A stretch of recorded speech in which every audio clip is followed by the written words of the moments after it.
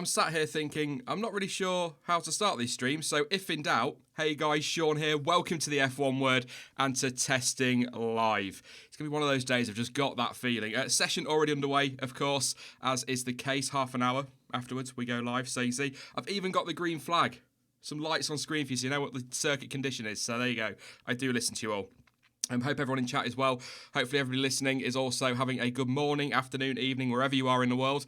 Loads to talk about today, which is really, really weird. Some of it will be repeats from last week, of course, because they are the big talking points. I have a feeling DAS might come up if you've ever heard of it. But before we get into any of that, I will be joined by the Bear, by the way, very, very shortly. Before we get onto that, let's do all the disclaimers as usual. The usual YouTuber spiel. If you are new, please do consider subscribing and don't forget to drop a like on the stream if you are enjoying what you're hearing. Live timing, of course, provided, as it says on screen, by gptoday.net. So thank you to those guys for providing that. And all images as well come from gptoday.net. You're listening, FOM. It's all legit. It's all absolutely fine. Not that it seems to stop them. And also, please do, if you're in a position, consider donating or contributing towards the screen. He's frozen. Sorry, in chat there, the timer's frozen, so I will sort that in a moment. Please do consider contributing towards the stream. You will notice on the ticket, if you were here last week, I've added another couple of £100 on there. Thank you so much to everybody last week who helped hit that £500 total. That's awesome. So I've stuck £200 on there on the hope that I can get this third monitor, but honestly, don't worry about it. If we don't hit it, we've got the money for the mic. That's what we were going for, so thank you very much, everybody else. Should we go through the times? Because, you know, there's no point worrying about it. Let's not linger on this because I'll be rabbiting on about all that throughout this stream.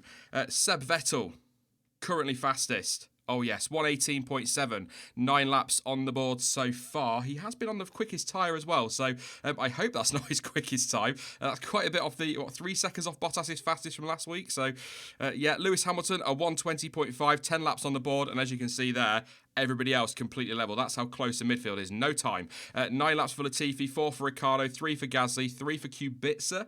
Polish fans in the chat will be happy to see him on there.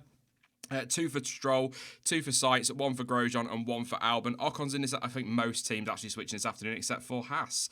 I'll double check that for you now. Yeah, Grosjean in all day. So that's it. Everybody else is swapping. We're getting 19 drivers today, so you're not going to see them all on that, of course. Busy week. Very, very busy week.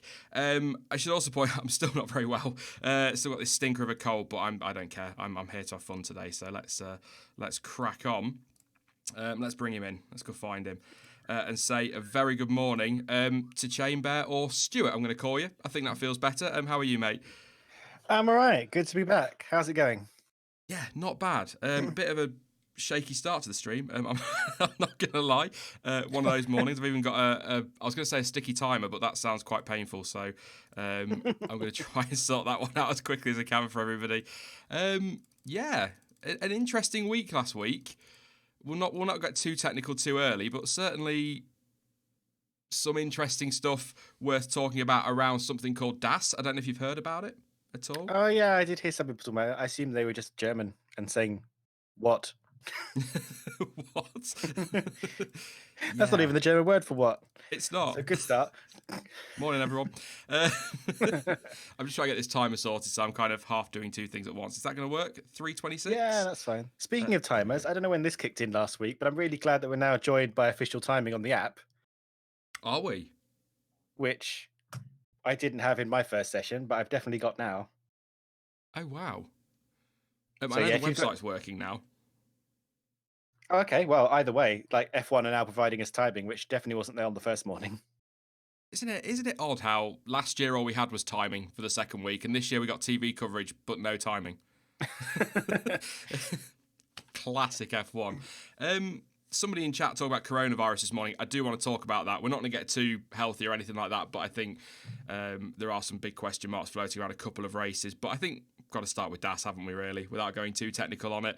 It blew my mind last Thursday. Obviously, it hadn't happened on the Wednesday when you were on, so I've not had a chance to properly talk to you about it. Oh, yeah, that's true. Yeah, they didn't whip it out till day 2, did they? They didn't, as it were. But yes, it blew my mind. I think it blew Jonty's mind as well. We're sort of sat here going, well, that steering wheel's loose. And then you're going, that's not loose. That's something clever. What do you make of it all? Really? It's clever. It's a very nifty little innovation. Yeah, I think it's very clever. I think the cleverest part is they've managed to do it in a way, and this is the part I haven't quite got my head around yet, that is legal. Yeah. Because in theory, it's the idea is simple enough. You want the toe. So yeah, the angle of the toe is sort of the way that the wheels are pointed in and out, um, in relation to the forward direction. So normally the front wheels of an F1 car are very slightly splayed out instead of pointing straight forward. And you kind of want them pretty much straight on for the straights, and you want them a little bit splayed out for the corners, ideally. So you send the cars off with a nice balance, because in theory that's a thing you can't change once you're on the track. But Mercedes have found a way to change it. But you'd think if it was simple, everyone would be doing it, because that like the way you kind of want the wing angle to be different depending on where you are on the racetrack. If you could figure out a way to do that legally, everyone would be flapping their wings around every time they turn into a corner, but they can't. So whatever they've done that's made it part of the steering system but not part of the suspension system technically is very clever, and I'd be very interested to see if anyone can figure out a way of getting it onto their car before the end of the season when it becomes illegal again. If I mean, on that, because there's a lot of talk that this could take 6 months, half a season for them to develop it. If it turns out when we get to Australia and the rest of the, so that first half of the season, it's only worth a few thousandths of a second here and there, do you think teams will bother to put it on the car if it is going to be illegal? Or is it one of those things that Ferrari and Red Bull will copy, but your Racing Points and your Haas, for example, probably won't waste their time with?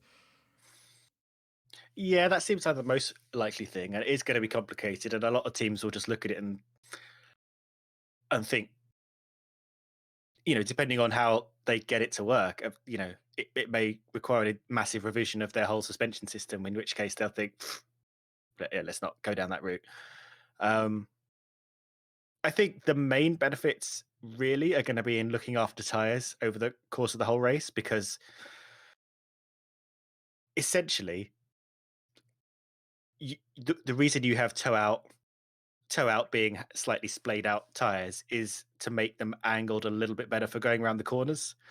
Because if you think about it, if you've got tires in parallel, when you turn around a corner, the wheel on the inside of the corner actually wants to turn a little bit tighter, because the inside line of a corner is a little bit tighter. So that's why the handling's a little bit better if you toe out the tires slightly. But of course, having the tires towed out down the straights means you're actually sort of dragging them slightly and wearing the inside of the tire, which is something you have to manage over the course of the race. It may cause you temperature problems in your front tires. It may cause the tires to wear unevenly. It's a small amount, but over the course of the race, maybe Mercedes could squeeze out an extra few laps every stint from their tires if they can have a little bit better management over how they wear. Um, little bit more straight line speed, things like that. It's not going to be, you know, a massive game changer, but it's going to allow them a lot more flexibility, especially over the course of a race.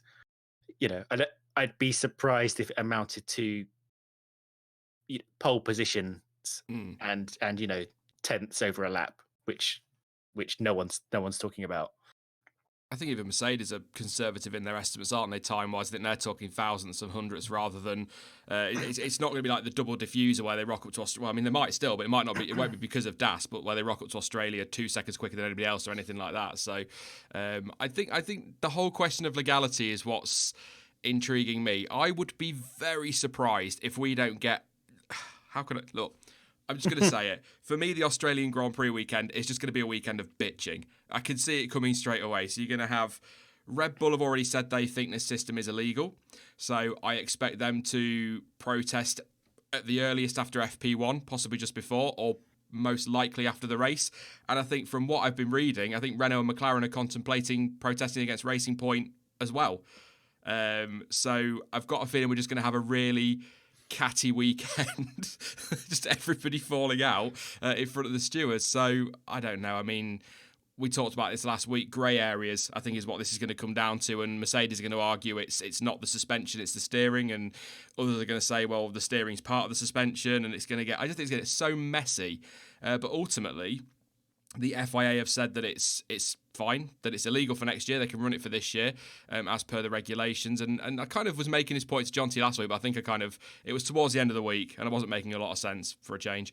And I kind of said that, the FIA interpretation of the rules are different to the stewards' interpretation. And Jonty said, well, they follow the same rules, but we've seen before, haven't we, that the stewards do follow the same rules, but they might interpret something differently. So they might say, well, this is part of the suspension, whereas the FIA are saying it's not. I just think it's going to get really messy in Australia, and I've got to be honest, I'm quite looking forward to it because I love stuff like that. I am going to reply to you, but I don't know if you saw. When you were talking, I just saw the stewards at the side of the track lowering a bright green F1 car. What is that? Do you know what that is? Is that next year's Aston, maybe? Just a resprayed? Well, it can't be a resprayed version of Mercedes, can it? The rules are changing, Sean. Come on, wake up. Yes, I noticed that. I also noticed, and I'm sure we'll talk about this today, the little comparisons of the Mercedes and the tracing point. Yes. Yeah. Right. So back to your point. I just wanted to point that out in case I was dreaming it, because it appeared for about half a second. Not quite delirious yet. Yeah, Mercedes seemed very, very confident about their car. They came in very bullish about it. There was this statement, like before the end of that morning session when they brought it up. Well, not a statement, but they at least talked about it. That the FIA had already approved it ahead of time. But you do make this good point that it's down to the steward's interpretation of the rules when they rock up in Australia as to whether it's still legal. And I think if you're another team, it's definitely worth a punt. It definitely disrupts your weekend. And depending on how embedded it is into their system, might cause Mercedes a few headaches if they have to remove it. And I would assume they're smart enough to not put in something that looks a little bit dodgy on the surface if they couldn't remove it easily. That would be my initial thought. I think the Racing Point is going to be very, very hard to protest unless you can prove it's a laser scan of that Mercedes. I'm not entirely sure how you approach that, as a legal argument if you want to protest that Racing Point being a little bit too close to the Mercedes. I mean, the thing is, though, there's been no official protest against Haas, and that's been going on for years between them and Ferrari now. Just very quickly, Annette in chat's making a very good point, a terrifying point as well. She says, confident Mercedes is scarier than sandbagging Mercedes. Ooh, that sounds like something really clever and philosophical, doesn't it? It does. That's a really good, succinct point. But yeah, the Racing Point thing, even if they protest, Racing Point last week, was it Andy Green? I think his name's Andy Green, unless I'm making that up. Yeah, no, that's right. Same name as the Land Speed runner. Yes. He was saying something along the lines of, look, we haven't had any information from Mercedes. We've not had any parts from Mercedes other than what we're allowed, some power unit and other bits and bobs around suspension and that. What we've done is looked at their car, seen bits that we like, and we've stuck it on. We've copied that, we've drawn it ourselves, and then put it on our car. And the fact of the matter is, as annoying as that is going to be for teams like McLaren, there is nothing against copying another team's work or their homework, so long as they haven't been handed the information. If Mercedes have said, this is how you design this front wing, then they can protest that and they'll be in trouble. But if they've literally just got some tracing paper out and drawn around the edge of it and then built it themselves, it's totally legal. And let's not pretend that's not what teams have been doing forever. That's how innovation works. The same with any kind of thing that turns in F1. Double diffusers rocked up, everybody copied it. Like the S ducts and the weird airflow systems inside the nose and stuff. Everybody's got some of that right now. It's just what happens. You see an innovation, you try and copy it. Force India just appeared to have copied a lot of Mercedes's innovations, and actually, the way they spoke about it, they were acting like they were the heroes. They were like, we had to go back to the drawing board and revise how we thought about our whole car. That's not an easy thing to do. We had to build this car from the ground up. It's not an innovation of last year's car. That's a really hard thing to do. A little bit harder if you're not, tracing another car. But sure, I do think they have a point though. you can take photos of a car on track, you can watch slow motion video of the way it kind of moves around and get some ideas about it, but actually figuring out what's going on, how it's working, and then building your own version of it is harder than just taking a, you know, copy paste procedure. Yeah. Somebody in chat was asking about what sandbagging means because they're new to F1. It just means teams not running flat out and playing their cards close to their chest, and then rocking up to Australia and locking out the front row and disappearing with the race is what tends to happen. But yeah, it's going to be the idea. They're running like 2 tons of sandbags stuck in their car somewhere to artificially slow them down. Do you think it is maybe running lower engine modes, or do you think teams do still pop a little bit of extra ballast on the car and things like that? Bit more fuel, maybe more than weights.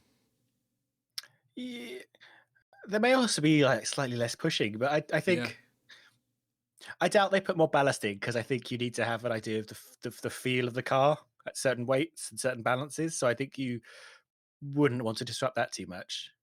But yeah, you may just turn the engine mode down a little bit. But of course, you do want to be able to test that as well.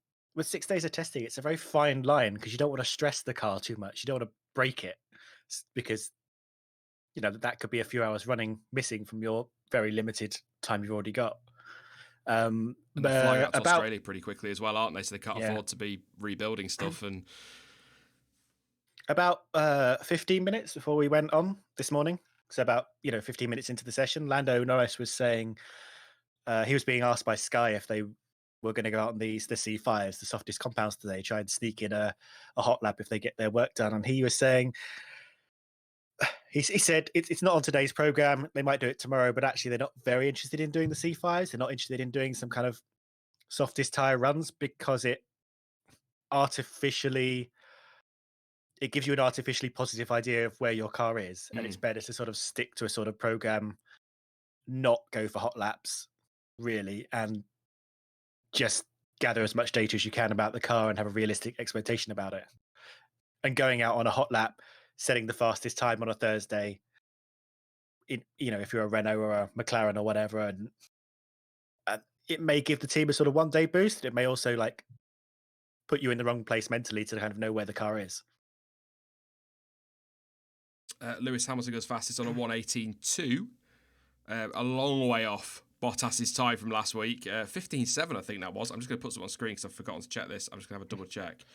But I believe, 15.7 on day 3. Didn't use the DAS on the straight there, but I love how at every opportunity the director is getting on board with that Mercedes for us to be able to have a look. That's good stuff. But something else which is floating around today. We like a bit of gossip, really, don't we? Apparently, a press conference has been called this afternoon, a last-minute press conference at 2 o'clock, I think, local time, between Mattia Binotto, Sebastian Vettel for Ferrari, basically, with Seb there. There are some conflicting things. Somebody on Twitter has said that actually this is something that was already planned. Others are saying this is an impromptu press conference. There's already talk that he's been offered a contract. Could we be getting some driver contract news this afternoon with Seb Vettel staying put at Ferrari? I mean, I suppose with Leclerc tying his future down to them and Verstappen staying where he is, talk that Lewis Hamilton's probably staying where he is. Not many options for Seb, so it might well be a case of Ferrari or maybe heading straight into retirement because I can't see wanting to go back down the grid to an Alfa Romeo or a Renault, for example. So we might see Seb getting signed up. That's pure speculation, of course. We'll wait and see what happens in the press conference, but we'll know this afternoon. But yeah, some talk that Seb Vettel might be sticking around at Ferrari for another year. And I think I definitely touched on this with somebody last week. It might have been you, Stuart, but I think given the big changes in 2021, having somebody, regardless of what you think, whether you think he's past it or not, having somebody of his experience is going to be massively beneficial next year, given that, it is actually only going to be, Charles Leclerc will have 3 seasons under his belt, 2 with Ferrari at that point. So that experience could be pretty vital to them. Yeah, I agree. And then that's going to be down to how Vettel feels about that. Yeah. Because, and we've spoken about this a lot before, he's a good lad. God, that was patronising, wasn't it? But he's a good driver. He's a 4 times world champion. He's been around the sport a long time, and he's a very intelligent driver and member of the team, and well versed in offering feedback, be it on the simulator or on the track. I think the question will be is how interested Vettel is in going forward. Um, it's kind of hard to read that from him because sometimes he seems enthusiastic, sometimes he doesn't. And whether it be enthusiastic about things like a 1-year contract, because that's sort of the position that Bottas is in, where it's like, oh, we'll see how you go for another year, which is a little bit demoralizing. So I suppose if he carries on, I'd imagine it would be a multi-year contract, and maybe his last one. But again, we're speculating on whether that's even part of today. But whether that contract gets worked out today or whether that contract gets worked out later on this year, I think if he takes a 1-year contract, I imagine that would be something that it would have to be something that he wanted to do. That he's weighing up his options and not that he's just that he's waiting for the team to decide when he's past it. I'd quite like him to stay, but I also might have to replay of Magnussen from last week crashing. I thought he'd done it again, but he's not even in the car today. Anyway, I was just going to say, I'd quite like him to stay at Ferrari because he's one of those drivers this year that I want to see bounce back. And I really want to see the old Seb back. Well, I'm sure he's still in there. I always say this with Vettel, form is temporary, class is permanent. But I think he'll want to go and prove a point. But like I say, and I think you're right, if he's offered a 1-year deal and he ends up in a Bottas situation, he's kind of de facto number 2 in some regards then, isn't he? And it's whether or not he wants to go through that. But I can't see him dropping into, for example, as they pop up on screen, a Williams. I can't see him taking that step backwards. I think it will be Ferrari or nothing for him.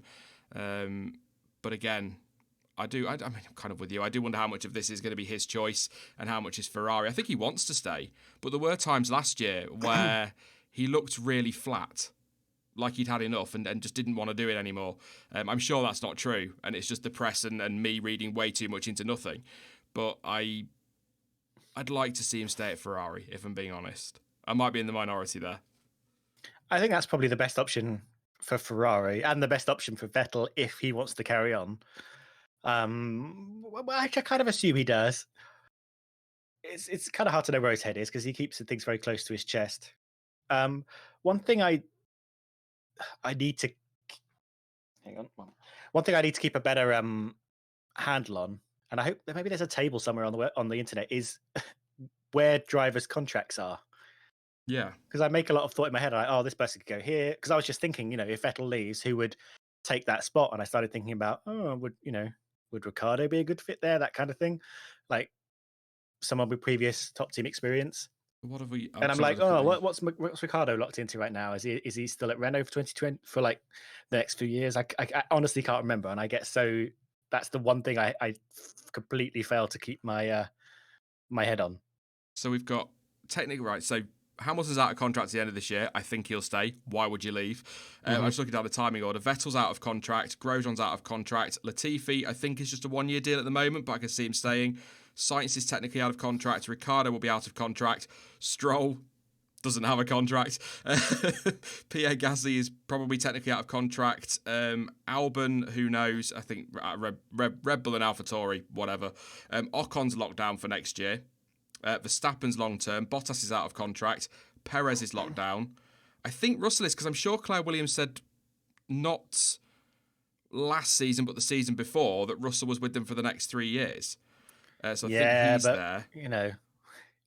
But he could be Mercedes. You give Williams a few million, and and then I think it's just Leclerc, Norris, and Raikkonen out of contract as well. So I think your only ones locked down are obviously Stroll, whatever Red Bull are doing, Verstappen, Leclerc, and Perez, I believe. So in theory, the whole grid is up to move. But I think with Leclerc and Verstappen tying their futures down and Hamilton likely to, I think that kind of just forces other teams' hands really to stick with what they've got. And I still think Mercedes will stay with Bottas. But at the same time, I don't think we'll get an announcement on that because they'll want to see how he comes into this season, whether this Bottas 3.0 that they've invented is a real thing or not. And I think similarly to the Vettel thing, it might be better for them to have a known quantity in that car when the car gets revolutionized for next year. And I can't see Raikkonen. I think Raikkonen will be there till he's probably in a care home, and even then he'll be trying. I think Kimi's here for life. I just don't see him going anywhere. He loves racing, that guy, doesn't he? And he's not off the boil. He's having a lovely time in that Alpha. No pressure on him, is there? So, just looking at Daniel Ricciardo on track in that lovely black Renault the livery. I'm really hoping. I kind of hope they listen to people that don't go with the yellow, but I'm pretty sure they will because it's on brand, isn't it? So that's not going to change. But I do like the look of that Renault livery wise, and the nose is growing on me. I said this on Twitter on All right, Pinocchio. Saturday. On Saturday, that from certain angles that I've seen since, it does look better, but I'm still not keen on it from that front shot. Well, perhaps if and when it does get some added yellow, it'll be the livery will be shaped to flatter it even more. I hope it's better than the one they stuck on it when they were showing the mock car off. Oh God, yeah. I it's interesting because whatever the noses look like this year, we're getting something completely different next year. So maybe enjoy what we get for now, because this is the end of an era for any kind of raised nose. Yeah. No, that's true. I mean, I would argue that the Renault nose this year is closer to next year's nose than anybody else's. But even that's going to be ripped up and they have to start again because the actual nose is attached to the front wing next year, isn't it? From next year, as opposed to having these stupid little nostril things and little pillars and all that crap that make it look so ridiculous. There's no midsection of the wing. No. The outboard parts of the wing just slot straight into the nose, like with actually single seaters in other series like IndyCar and stuff. There's definitely a lot of inspiration on that 2021 car from IndyCar, isn't there? But I mean, if it works, I think so. But the current generation of IndyCar is a very handsome machine, even with the aero screen on it. Wait, what do you think of the aero screen now that it's sort of been deployed in full? Because it was going to be the rival to the Halo, and now we've actually got both systems on track. Perhaps controversially, I think the Halo looks better than the aero screen. Which again, I think I said this last week. If you'd told me that when the Halo was first revealed, I'd never believed that because I thought the aero screen was a much more aesthetically pleasing option. Obviously, aesthetics aren't the important thing. That's not why it's there. But I actually think the cars look quite naked without the Halo on now, and I've kind of got used to it now that they've been properly integrated and people are finding like the black one on the Ferrari there, it works really well with the livery, the way Williams have done it and Racing Point have done it where it blends into their livery. I think it's the only thing I don't like is that you can't often see the driver when they're at full racing speed and you've got the long shots. You're having to wait for the numbers. So it'd be nice to see maybe the Halo in driver colours or something. But then are we just drawing too much attention to it then if we have for example, right now, a bright purple one for Lewis Hamilton?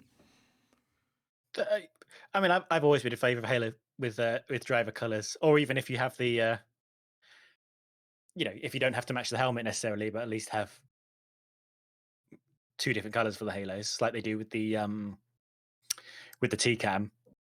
Although obviously not one in black, one in fluorescent yellow. That might be a little bit, a little bit much. But yeah, some kind of differentiator. But it took us 20 years to get the FIA to force them to have bigger numbers. So I wouldn't hold your breath on that.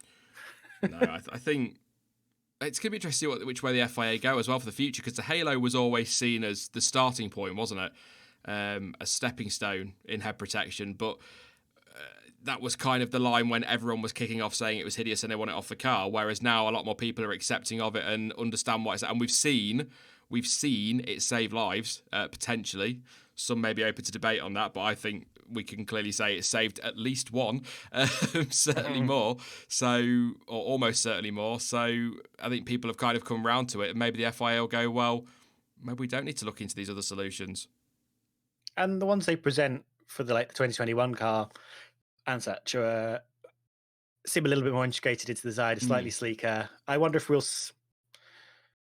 they haven't spoken much about the Halo on the official new 2021 model. They spoke about it a little bit when they introduced those concept designs sort of about a year ago, about how they were trying to make it a little bit sleeker and stuff. And I wonder if there's any new technology within it and whether that will be like Halo 2.0 to be disseminated into the lower formula as and when they update their chassis. people discussing possible life saved. Leclerc in 2018, Hamilton in 2019. A couple people saying that the one in Spa, Alonso, but the one is not actually F1 related. The one that always springs to mind for me is last year at Monza. Was it Pironi? If that yes. halo isn't there on the F3 car, it's head straight on the barrier, and that's probably it for him. And we don't know as well. We've not seen, unless you really want to go digging, which I haven't yet, and I don't think I ever will. We've not really seen what kind of debris was flying around after Hugh Bear's accident and what's hit what. So there could be even more there. Yeah, and Vettel was quickest. Oh, yes, he is 18.2. So we're not yet down to the sort of times that we've been. Well, 18.2 is actually pretty hot, isn't it? I need to. Excuse me. I need to bring up the times for last week. I'll have a run through the order while you do that one then. Because a couple of people are asking about the tyres, so I'll do that super quickly now. Okay. Seb Vettel, gone quickest, 1:18.284, 19 laps. That was on the. I'll hover over the dot. They have changed the colour. It's a C2. Lewis Hamilton, 1:18.2, 22 laps. He's second. That is on an unmarked tyre, which will either be the C1 or the C5, but it currently just says unmarked. I'm assuming, given that the C5 on here is listed as purple on the list I've got, the C. No, that must be a soft tyre. Oh, I don't know. It must be around the same as Seb's C2.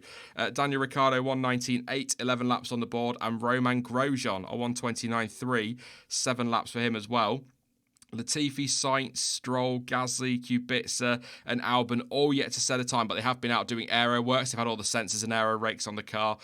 7 laps we've already done Grosjean, so 17 laps for Latifi, 6 for Sainz, 4 for Stroll, 3 for Gasly, 3 for Kubica, and 1 for Alexander Albon. So I would probably say that the unmarked one that I'm looking at there, the black one on your screen, is probably the C1, because I can't see Hamilton doing a 1:18.2 on a C5, to be honest. Also, the C5 is purple on my screen, so yeah, I'll go C1. Vettel 1:18.2 as he comes into the pits.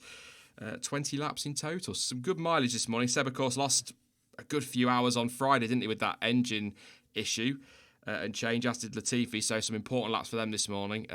Latifi in the car with Rosberg's number 6, too soon. I do like the livery on that car. I really, really do. But I think Bottas was 15.7 last week, wasn't he? It was the fastest time on day 3, I think I've said. So on my official testing app, they show you the exact compound they're on, but unfortunately there isn't like as far as I can tell, a live like a best laps screen that shows which tyre they're on there. There is also that, as Jess pointed out, the Zandvoort development tyre, which is appearing on the official app as a white tyre with a question mark in it, as opposed to an H&M or an S. Even F1 don't know; they're just shrugging. I don't know. Well, the fastest time this time last week, so on Wednesday, because I remember to keep these this year. Progress. 1:16.9 from Lewis Hamilton, so we're quite a way off that yet. 1.3 seconds is that, and he did 94 laps. Vettel's fastest. He wasn't out last Wednesday, he was poorly. But Leclerc did a 1:18.2, so he's already matching that, and did 132 laps, did Charles, last Wednesday. So keep an eye on that, see if Seb can beat that one. Just having a quick look at what others did as well. Latifi an 18.3. He's not done a time yet. What did Grosjean do? Didn't go out, so it's a 1:18.4 for Magnussen. Grosjean a 1:29.3. We're quite a way off the 18.4 with Roman at the moment. 1:19.8 for Ricciardo this week, and his fastest last time was a 1:17.8 a week ago. So obviously track conditions probably different, temperature's different, but that's a good reference point for where we are at the moment. Seb he's matching what Leclerc did this time last week, so that's not too bad. But a lot of aero work this morning. Obviously in that midfield, no times for so many drivers. But apparently, I remember, I think it was Ted last week saying that, and I might be wrong, correct me if I'm wrong, but I think it's better for the teams to do the aero work in the morning because the cooler temperatures mean that they can't get all that much data with the tyres and the car. So get the aero stuff out of the way in the morning and then do all the long run pace this afternoon. Yeah, that makes sense to me. I was just looking at the best times of last week as well while you were saying all that. Although it is interesting, like teams do a lot of free practice runs during race weekends in the morning. as well. So I wonder if they're running similar programs to how they get the cars out during a race weekend.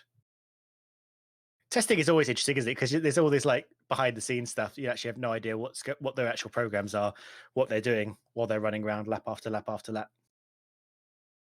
Xerox in chat wants to know why they use Spain for testing. I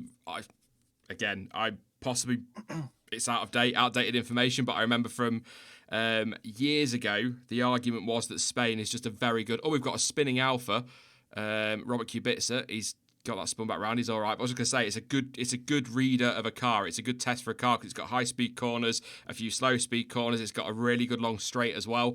So I think it's just a good all round circuit. The problem is, as we know, it doesn't lead to great racing, does it? Because the teams have got all the data, so it's just a bit of a doddle of a weekend for most teams. But yeah, that's my understanding anyway, Stuart, is that it's just a good all-round test of the car, and it's good weather this time of year as well, of course. Generally, yeah, and pretty cheap to get to. Yeah, it was actually quite a while ago now, but they did used to do 1 week of the testing in Bahrain to actually get some proper hot weather testing done, but it was just expensive to because that's a flyaway. You can't just like get all your trucks and do a day's driving to get there. That was an expensive trip, so they didn't really like, for all the data, that was one of the things that was sort of cut. I don't know why they don't go to Jerez or something. I still want them to go to a track they don't race on. Because as we've spoken about many times before, there's just, because they spend so much time testing here, they just arrive with too much data. They kind of know exactly how the weekend's gonna play out in Spain. If that's before you get to it being a kind of tricky track to race and pass on.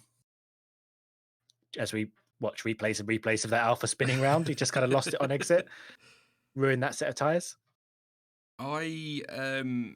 That's why I wasn't overly sad to see Spain look as though it was dropping off the calendar this year, but it was still going to host testing, because at least then they weren't racing there. And then I heard the rumours that Paul Ricard might be getting the testing, and I thought, oh, let's drop that as well. I got quite excited about all of that. But yeah, I'm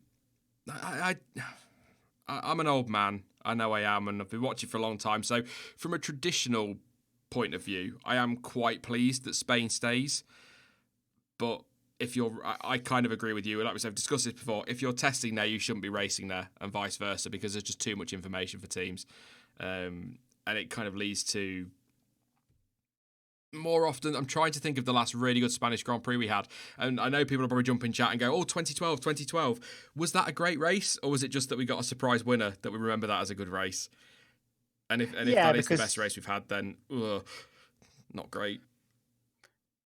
2012 was what, we all cheered for that. But you do have to remember that a Ferrari was stuck behind a Williams for basically the entire race, and nothing against Williams or the Maldonado, because they did still hold off Alonso in that Ferrari through the pit stop phase. So we did have to put some hot laps in at a key point, but again, and they had great pace. They won that race absolutely fair and square. But you would wonder if the race would have gone the same way if it had been a more overtakey race. You'd like to hope so. I mean, I'm not taking anything away from that Williams win, because it was a great win. They got they technically got pole position, because I think Hamilton was disqualified. Is that right? Yeah, he stopped his in lap. He'd run out of fuel or something, hadn't he, and stopped on track. And that was dropped to the back of the grid. But Connor Stevenson actually said in chat there that 2017 was a decent race. And I think that was the year that Lewis Hamilton and Seb Vettel went toe-to-toe, wasn't it? That was actually pretty decent for Spain. Yeah, that is true. That was quite fun. I think it is rarer, though. And because you've got quite a lot of high-speed corners, those are the corners that really kill cars following each other in this sort of aerodynamic era of F1. And actually, I think we too readily blame the tracks for things when there are sort of some fundamental issues that make the cars kind of unsuitable for the tracks. That's Tom's argument, isn't it, from WTF1? He hates people blaming the tracks. Yeah, and I think it's going to, overall, it's going to be much easier if you just like start bringing in, as they're trying to do, bring in some rules to make the cars better suited to racing, than to try and build or seek out tracks that are better suited to these new cars. I mean, one of them is they're much bigger and heavier than they used to be. Um, I do think we need to like bring the sizes down a little bit. I mean, preferably a lot, but at least a little bit. I wonder how able we are to do that with increased regulations around safety that sort of increase the cage and crash zones around the car. We'll see. Um, and off the back of what you were saying and what we were talking about in terms of like why testing in Spain leads to not as good racing in the Spanish Grand Prix. The last 10 years, we've seen just this huge influx in data, people gathering data, being able to like mine and analyze the data and produce, you know, race strategy, car development off that data. The way computers and data management has improved in the last 10, 20 years is astronomical. It's not like turning up in the 90s and you sort of write things. I'm simplifying and exaggerating, but you know, you write things down on the back of an envelope, and you got Adrian Newey with his big A1 sheet of paper, and he just draws a car with a pencil, and it's like, that's it, make that. Oh, I wish that was it. I wish that was all it was. Adrian Newey wakes up in the middle of the night and goes, "I have an idea." I have it. Right, we should make it this shape. Do it. Send it. 3D print that. And he still does things on paper. It's amazing. But yeah I think there's so much data that everything is so fine tuned, and people are arriving with way too much information, and using too much information, like during sessions, being fed back from the car, and making decisions on the fly. I think it neutralizes all the little I don't know what you call them. I don't want to say luck, but kind of randomness and the fighting on the fly kind of thing. So there's a lot that you sort of fundamentally need to think about changing, which could make Spain a fun place to go racing, and other tracks. Matt Job Watson saying they should go back to 8 days of testing. Actually, very interesting. I read something this morning, yesterday from Race Fans. Apparently, teams are open to even less or fewer testing days in the winter, but the drivers aren't happy. I would have thought that would be the other way around, to be honest. But I think 6 seems about right, doesn't it? It feels right. I was about done after Friday afternoon, so I didn't want another day. Yeah, I think so. I think 6 is fine. Or, if you have more days of testing, you should ban like sticking aerodynamic sensors to the car. Maybe just strip down loads of the any kinds of like sensors and telemetry taking devices from the car. Just again, this is kind of exaggerating, and it makes me sound a bit like an old man. And I think that there's a spirit of F1 which is all about being the peak of technology. But if you did do all your testing just by like making adjustments, slapping things on the car, sending them out, timing them with a stopwatch, or you could use the official timing or whatever, and asking the driver how it felt, I think you'd go down more interesting avenues. I think that would just slow things down a little bit in terms of raging development by the millimeter. Just watching the tracing point on track. It is a nice looking car. It is, and I kind of wish those big Pink Panther ears were going to stay on, but I'm assuming they will be gone once testing's over.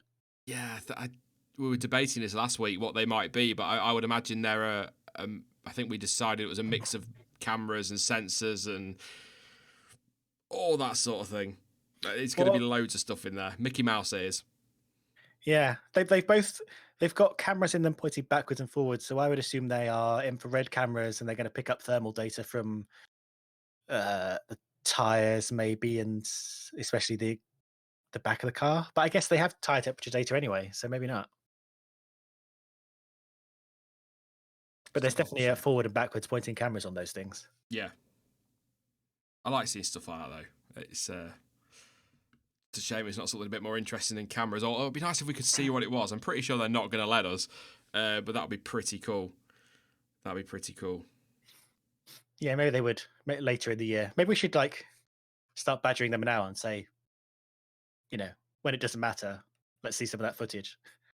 Yeah, we'll get on social media over the weekend and be like, after Abu Dhabi, can we have a look at what you were doing? Mm. Because we need to know. It's been killing us all year. Well, I've forgotten by then. I'm pretty sure on that one. Uh, I'd Oh, hope. I hope we have a good enough season to forget about testing. What is going on with that McLaren? I think your stream will be behind, won't it? But the I'm watching it now with a big rake on the car, and on board, they've got the black tape, but there's like the front of it's raised. I'm gonna have a little look. I'm not on board yet. I'm watching it drive around the track with its massive aero sensors on strapped onto the car. Like a fence. But like on the front of the car, sort of when you're on board, you can see there's it's all raised around the nose area. Oh yeah. Oh, that's just the that's like the sleeve thing that sits on the nose that the rake is attached to, that the aero rake. Oh, I'm looking at. I thought they'd been clever with something.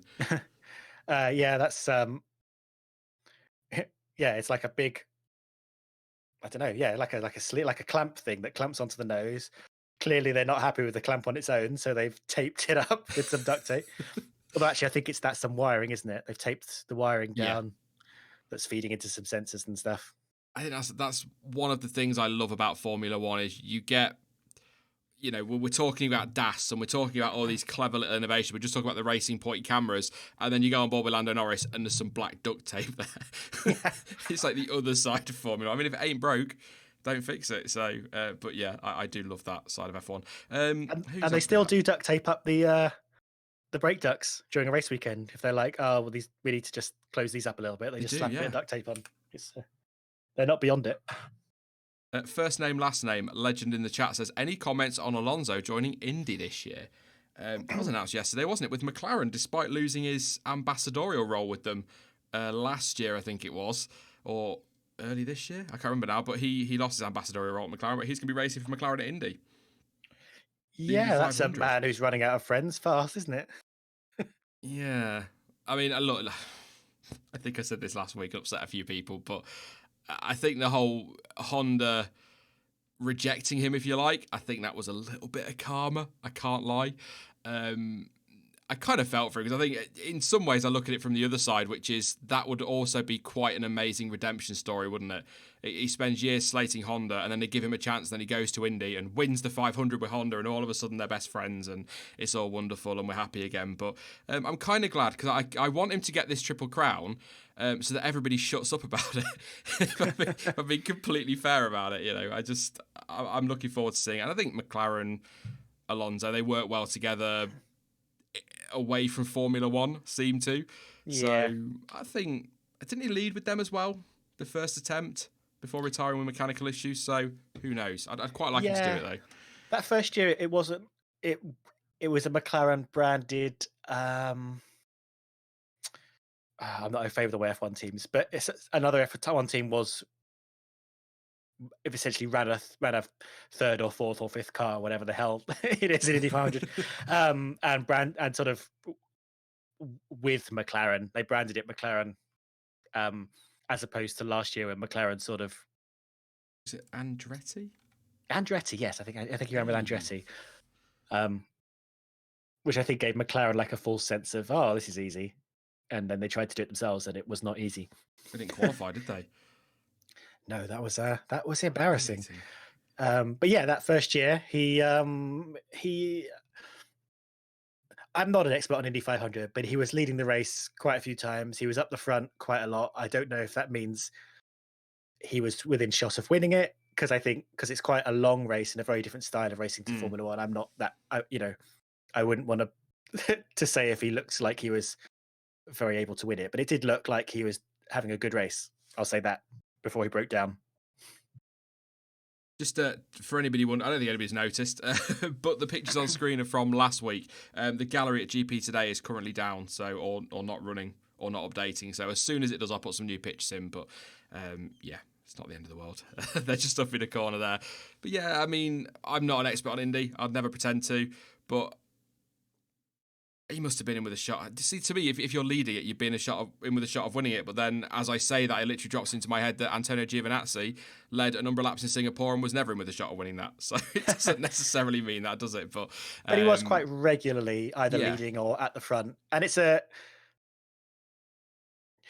kind of racing that I struggle to get my head around because overtaking is so um, available, I guess.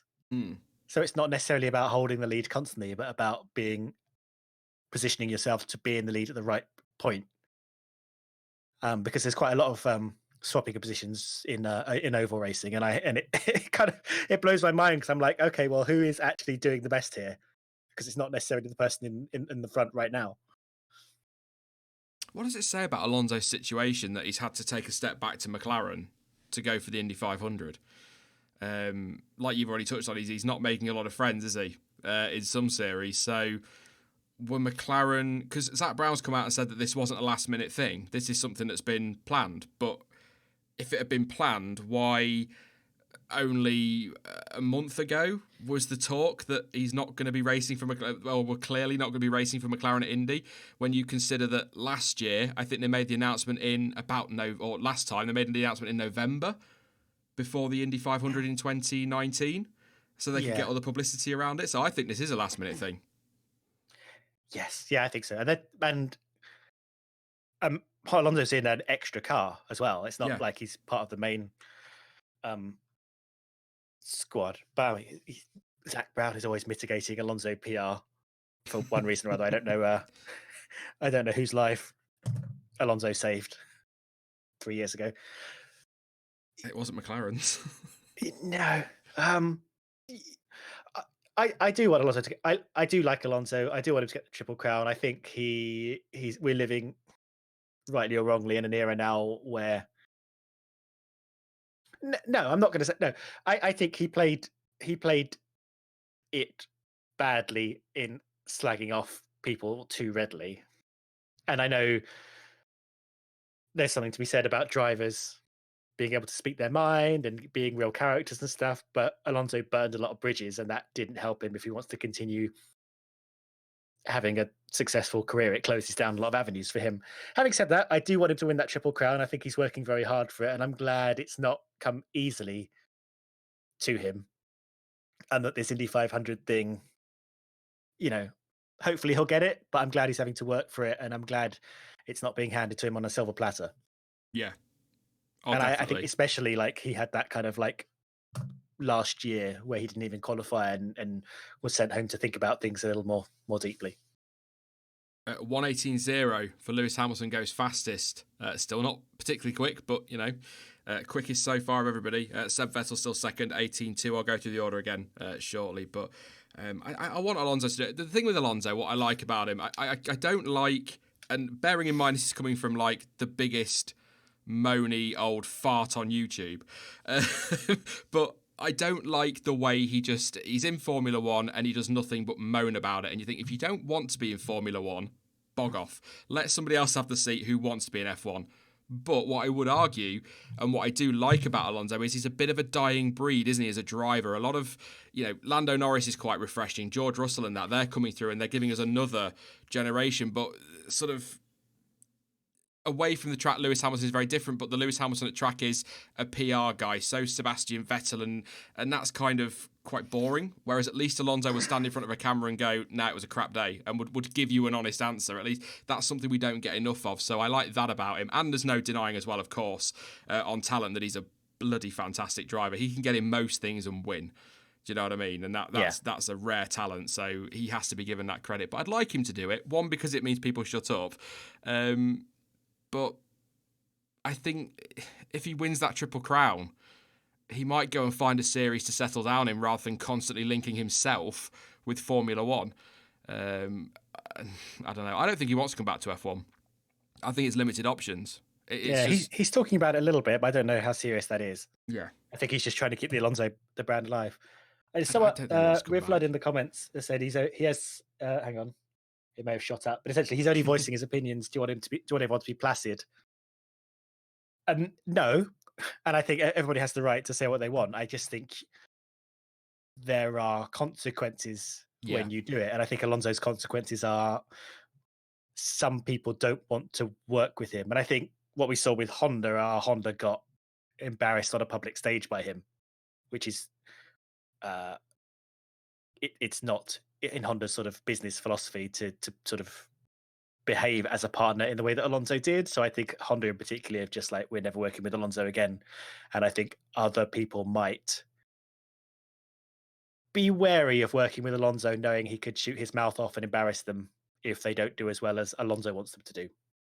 Yeah, that's the point I was making, is that I like that he comes out and he's honest, but like you said, there's consequences. Absolutely, it's sort of, if you're gonna slag Honda off, and I totally, by the way, get his frustration with the whole Honda situation. I think we can all completely sympathise with that. It was horrible, and poor stuff. But how long was that? An hour and 25. No, not even an hour. Not even an hour. There we go. But yeah, I totally sympathise with that. But if you're gonna slag off Honda, you can't then be like, please, can I race for you? Because they're not going to let you. It's like Jess McFadden from WTF1. She's never going to be in charge of Bottas's PR, is she? Do you know? Yeah, Do you know what I mean? You can't moan at, there are probably me neither with Bottas, but you can moan about a driver or moan about a team. But let's say I sat here all afternoon and I was slagging off Williams.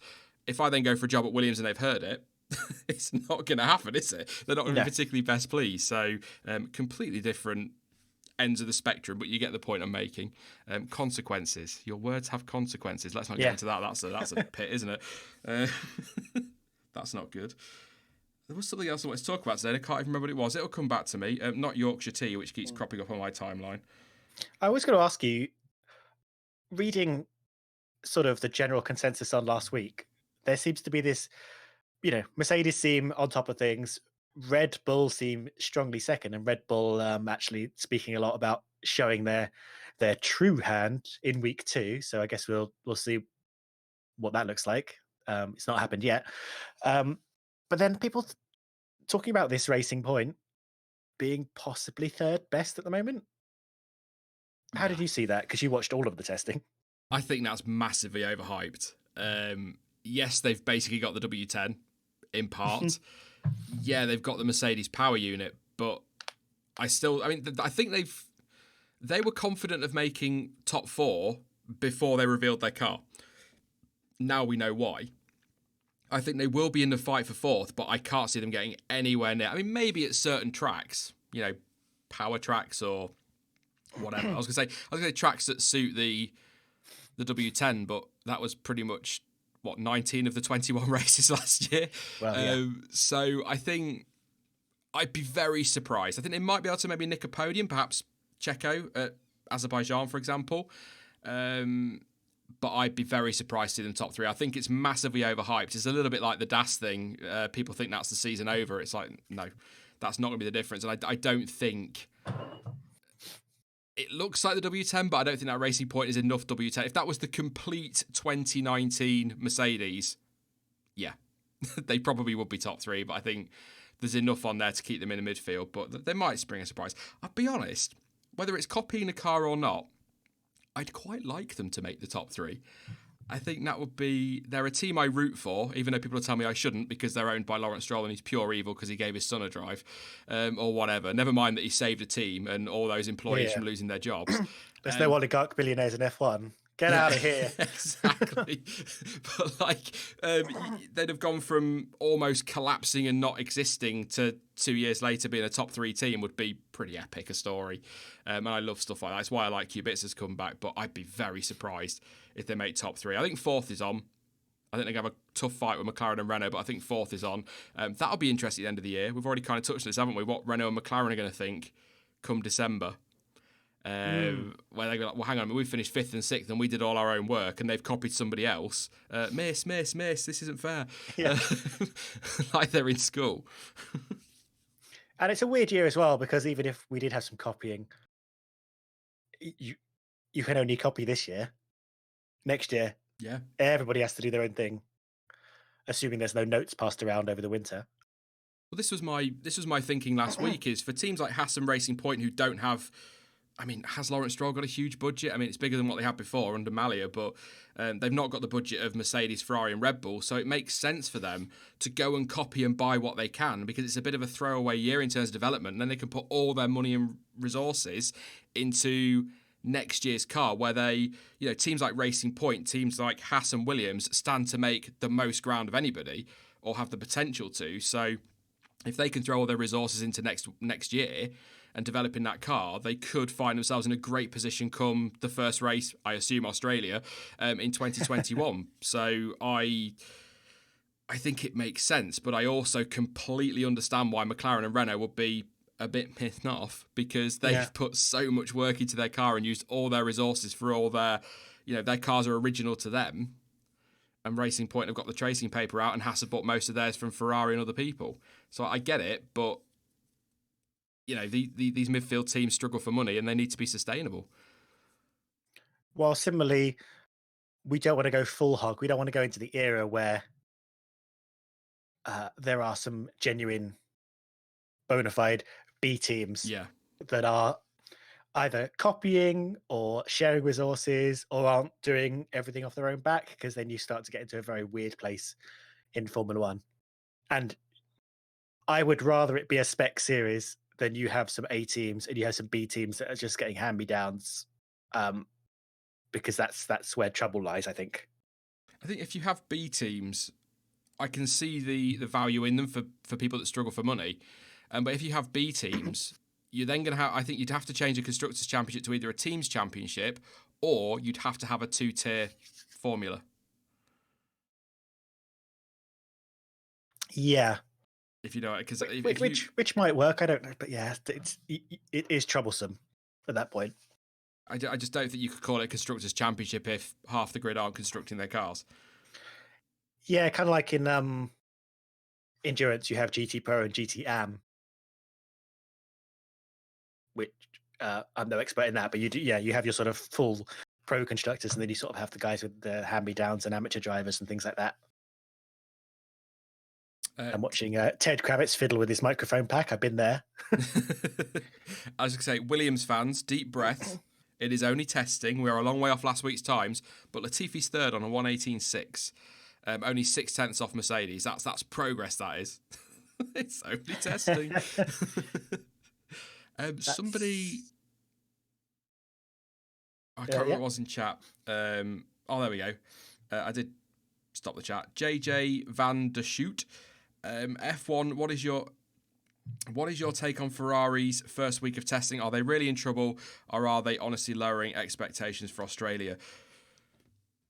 Interesting stuff last week from Ferrari, and since Mattia Binotto saying that they're going to show this week is more on performance than last week was. Last week was about the mileage, but he's also saying they're nowhere near Mercedes pace, and they won't be for Australia, which I think, first of all, if Ferrari come out and say that, I think they're hiding something. It's just my gut feeling, because I just don't imagine that that's going to go down well at Maranello and among the Tifosi.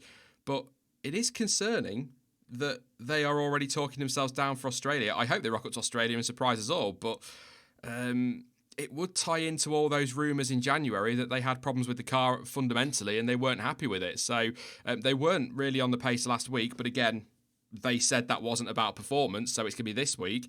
Vettel only a 10th off Hamilton so far, so, times don't mean much. He's got some good mileage in, but I think it's concerning. I think there'll be concern among Ferrari fans that they're talking themselves down, but I think we have to throw that caveat in, which is constantly what we have to throw in to these streams, is that it is only testing. We know nothing. These times mean nothing. The mileage means more than anything, but even that's not really telling us everything, because it's all different programs for different teams. I'd be very surprised if Ferrari are that far off the pace come Australia, if I'm being honest. Yeah, I was reading some stuff about this. Mark Hughes, who's a technical analyst guy, does a lot of good work. I think he sits with the Sky commentary team in the in the commentary booth during races to offer insight as well. What he was saying was that last year, when Ferrari dominated testing, they were actually kind of running their testing plan all wrong, and kind of like we were talking about earlier, they made themselves over optimistic through testing and then weren't prepared for where their car actually was. in the races, so their setup allowed them to run better in the cold conditions that February in Spain and stuff, and they were able to achieve better testing times in 20 what year was that 2019, we're in 2020 now. So actually they're running a more conservative approach to testing this year that will allow them to gather data and get on top of their car a lot more effectively and prepare them for the season ahead. So they're not necessarily wildly off the pace. And I think you were right as well when you said, oh, if they're coming out and saying they're slow, then you have to eye that with a little bit of suspicion because normally they try and cover that up. So I think I don't tend to use the word sandbagging like too readily, but I think what we're seeing Ferrari at less of a pace than I think they will be once the season starts. And I also think Ferrari have a lot more potential to unlock than, say, maybe Racing Point do. So if Racing Point do rock up to Australia as the third best team, I don't think they'll be able to sustain that. Whereas I think Ferrari will improve over the course of the season because they just have the resources to do that. Yeah, I think it's reasonable to say as well, don't believe anything the teams tell you whilst you're in Barcelona for testing, I would say. And you know what's weird? And it's the only time of the season. I mean, FP1, FP2, and FP3 are not exactly thrilling sessions anyway. But the first ones of the season, they're just extended test sessions, is how they feel to me. And it's not until Q3 that we know what a car's true one-lap pace is. And it's not until the race that we know what their true race pace is. I know that sounds obvious, but a lot of people think that we're going to see their true one-lap pace this week or their true race pace. We're not. We're not going to know. And you won't see it in FP1, FP2, or FP3. It won't be until qualifying the race that we know. And because Australia's, I think I said this last year, because Australia is a unique track, Bahrain, let's assume we are going there. We'll get onto that shortly. That is a different track. Then you've got Vietnam, again, assuming we're going there. That's a whole new track. It could be Barcelona. You can't really count Monaco, maybe Canada, before we're going to know what the definitive running order is. And then all the mid-season updates come in and it all changes again. Yeah. It's a constantly moving picture, isn't it? Or changing picture. Yeah, and this is something we've sort of spoken about before in that kind of the first act of the season before you sort of get into this kind of solid European season. Not necessarily indicative of where everyone is. I mean, you do, they come back to Spain, Monaco in the championship order is, sort of in the same kind of place where it ends up at the end of the season. But that's, I think last year in particular, Mercedes were just so far ahead of everyone else at the beginning of the season. But if you look to seasons past, you see people like Ferrari maybe showing an early hand and then losing it in the middle of the season when things get back to normal and stuff. But yeah, you're absolutely right. Australia is a weird track. It's a temporary track, dusty, and doesn't really have the characteristics of many of the tracks we'll be going to.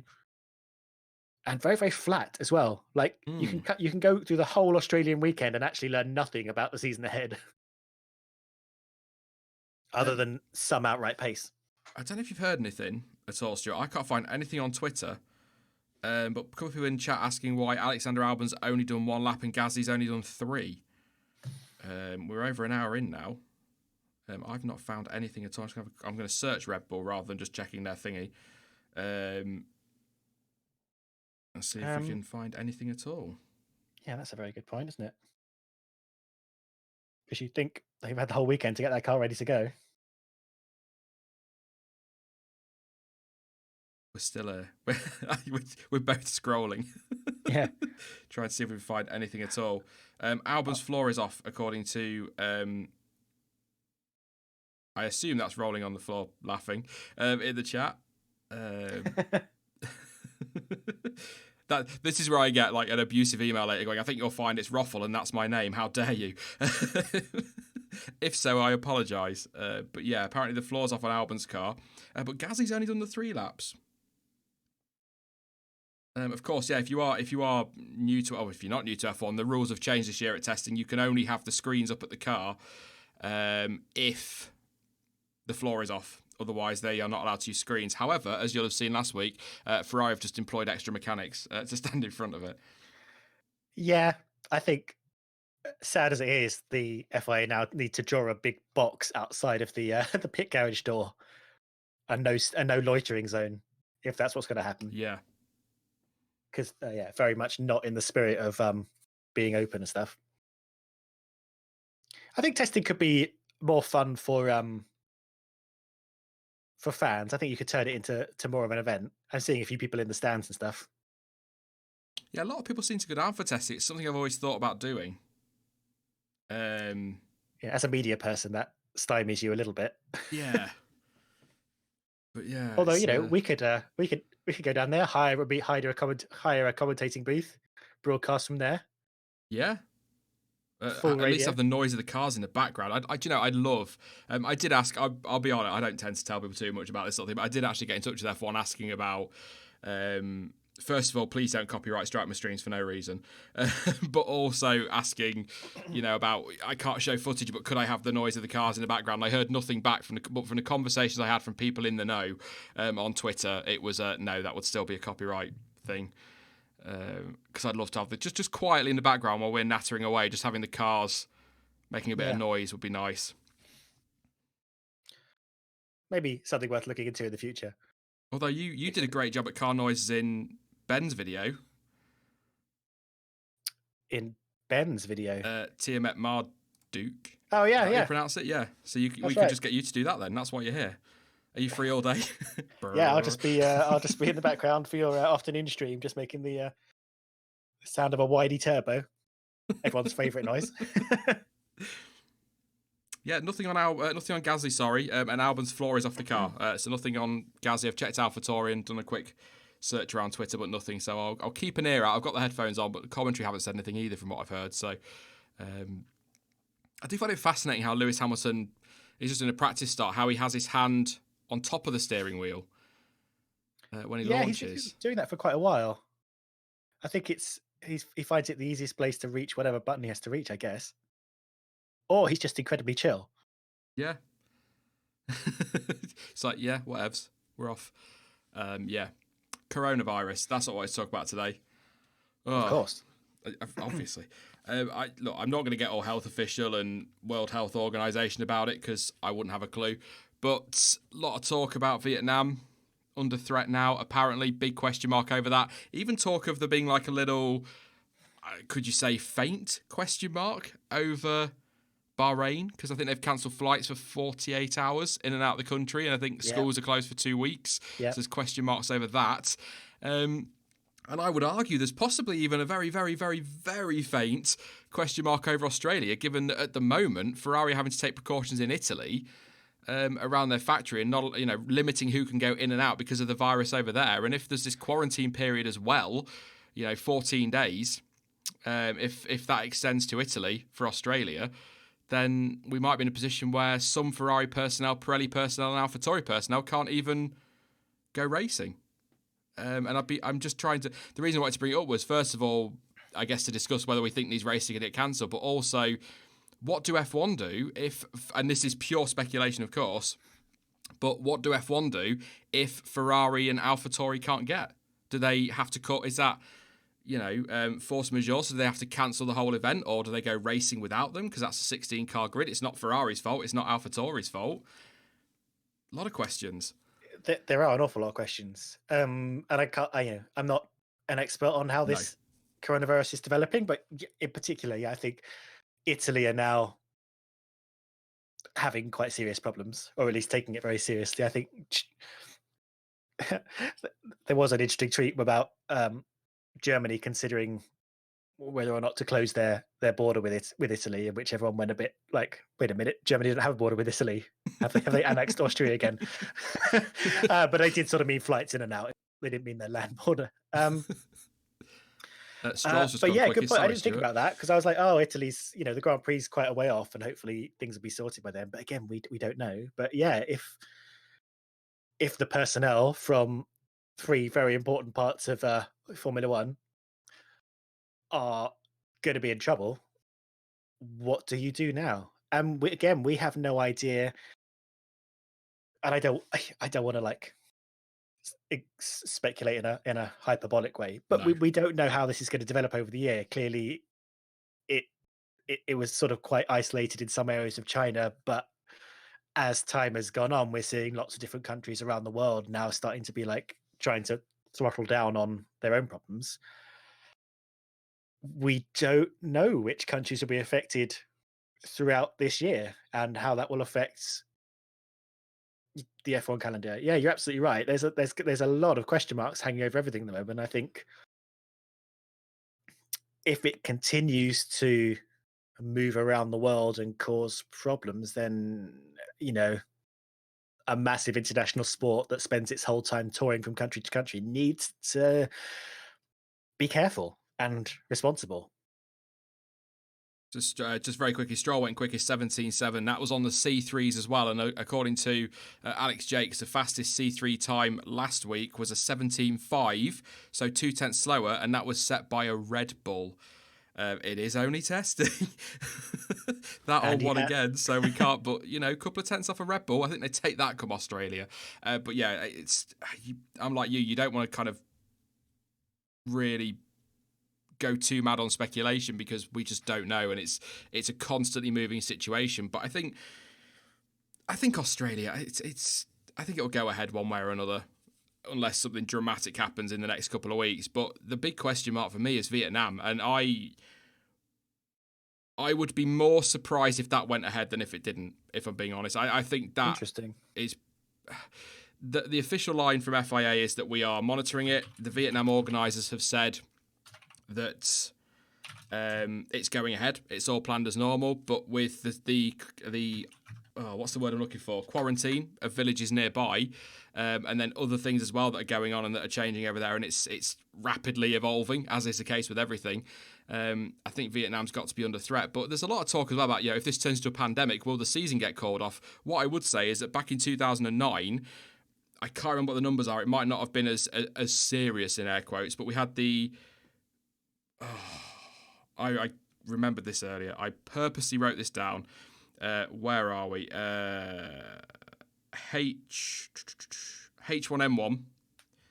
We had that back in 2009. That was declared a pandemic, and the season still went ahead as planned. Yeah. So I think that it would be a country by country basis is how I would imagine that would be, rather than they're not going to turn around now and call the season off because it could all be cleared up by the summer. I don't think it will be, but you know what I mean.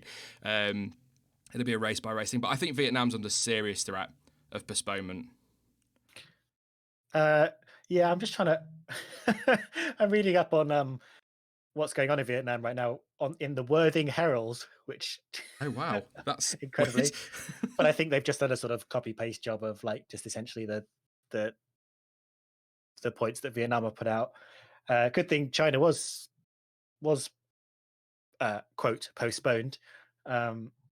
Because people are not allowed into Vietnam from China without a 14-day quarantine. Vietnam, you're still, there are some travel restrictions, recommended to wear masks in public, and special permits needed for anyone organizing large public events in Vietnam. So we'll see how that develops. They've cancelled the badminton as well. Apparently, Vietnam is one of the best countries to have dealt with the coronavirus in terms of response to it. So. And all 16 cases have been cured. So, yeah, we'll see.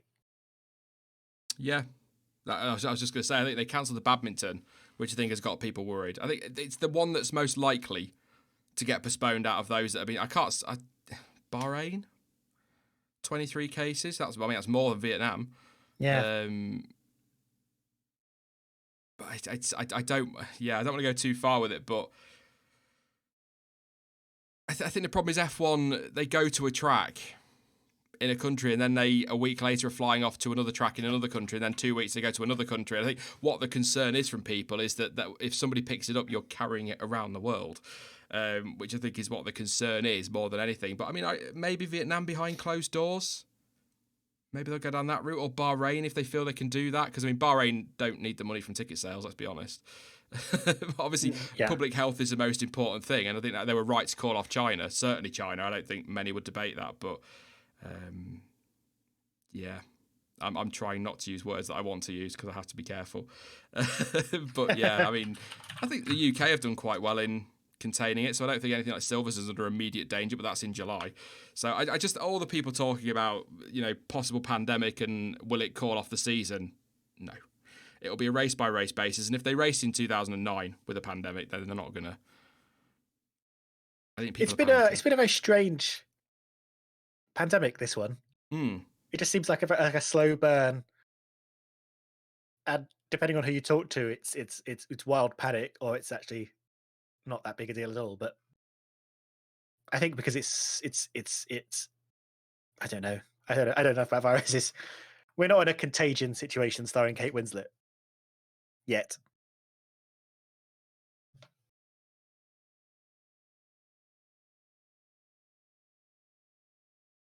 I'm just Lando Norris in the commentary box. Sorry, I was just watching him, and he's doing selfies and all that. But no, I've just got distracted by Lando Norris there because somebody said Dan ticked him, and I looked up. And I was just wondering if there was a change of expression. See what the driver's opinion of Dan ticked him is would have been interesting.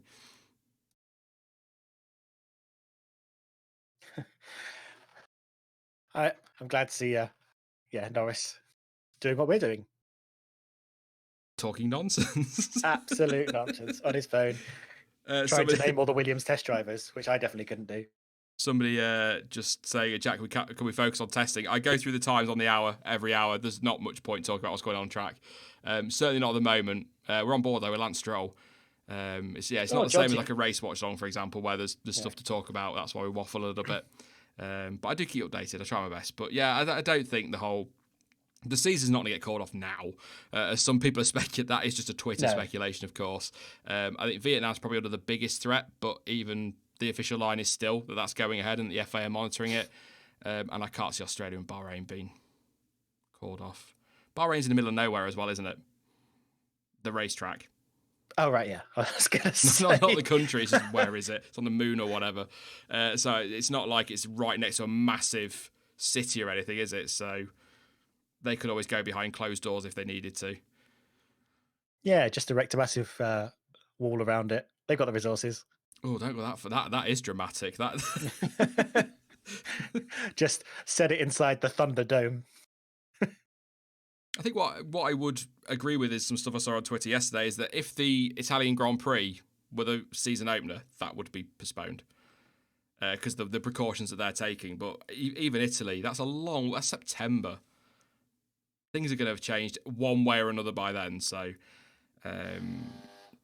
it's about trying to answer questions about do we think races will be cancelled without blowing it all out of proportion and, like you say, going a bit mad on speculation. So yeah, I will be right back. My door just rang. I thought I heard that. I thought you had some stomach issues, but yeah. See you in a sec. We'll do, while Stuart's gone, we'll do a quick run through the order then. Lance Stroll is still the fastest, 17.720 laps on the board for him. Did that on the old C3. I think he'd done 15 laps on that before he set the fastest time, so not bad at all. 1:18.0 for Lewis Hamilton, 44 laps so far, so he's getting them in. Sebastian Vettel, 1:18.1, 40 laps. We think, although we can't find any confirmation of it, that Lewis was on the C1s for his fastest, and Vettel was on the C2 for his fastest. 1:18.1 for Seb, or his original fastest. That might be the C3 now. Latifi 1:18.6, 30 laps for him. Pretty good for Williams there. Carlos Sainz at 1:18.6 on 22 laps. Romain Grosjean 1:19.2, 18 laps. Daniel Ricciardo 1:19.4 on 31 laps. Robert Kubica 1:20.0, 17 laps. Pierre Gasly, not set a time, 3 laps on the board. Still nothing. I will have another look on Twitter in a moment. And then we've got Alexander Albon on 1 lap so far. No time on the board, but apparently the floor is off the Red Bull. The screens are up, so there is an issue there somewhere. There's nothing here on AlphaTauri, except for what we're talking about just a moment ago about the coronavirus and the Vietnam not letting people in from Italy. I think I said Vietnam. Just double check. Yeah, so we've already kind of covered that one, but nothing official on AlphaTauri. But I will have a scroll through the GP today feed as well. Just double check I haven't missed anything, but I've been keeping an eye on their commentary. But I don't think there must be something. There must be. He's only done 3 laps, and we are an hour and a half in. But there's nothing on there as I keep scrolling. Nothing at the moment on AlphaTauri. Red Bull again, the floor is off, so that is why Albon's laps are not particularly high. Let's put it that way. In fact, I say laps, plural, 1. He's done 1 lap so far, so yeah, that's happening. In the car the afternoon, by the way, everybody but Haas are swapping their drivers out. So Russell is in for Williams, Leclerc is in for Ferrari, Norris will be in for McLaren, Raikkonen in for Alfa, Ocon for Renault, Fiat for AlphaTauri, Verstappen for Red Bull, Bottas for Mercedes, and Perez for Racing Point, and Grosjean in all day. Rogro. Had his crashes for Haas last week. Kevin Magnussen was a puncture, wasn't it? So not his fault, but a little whack as well for Rogro. Not a great end to the week for Haas. On board with Kubica in the Alfa. Not AlphaTauri, the Alfa Romeo. Hey, made the mistake already. Have a look at that through the corners. Not particularly a quick 19 seconds. He's only at turn 3, so it's not a hot lap or anything like that. We'll keep an eye, though. No, it's a very slow lap from Bobbert.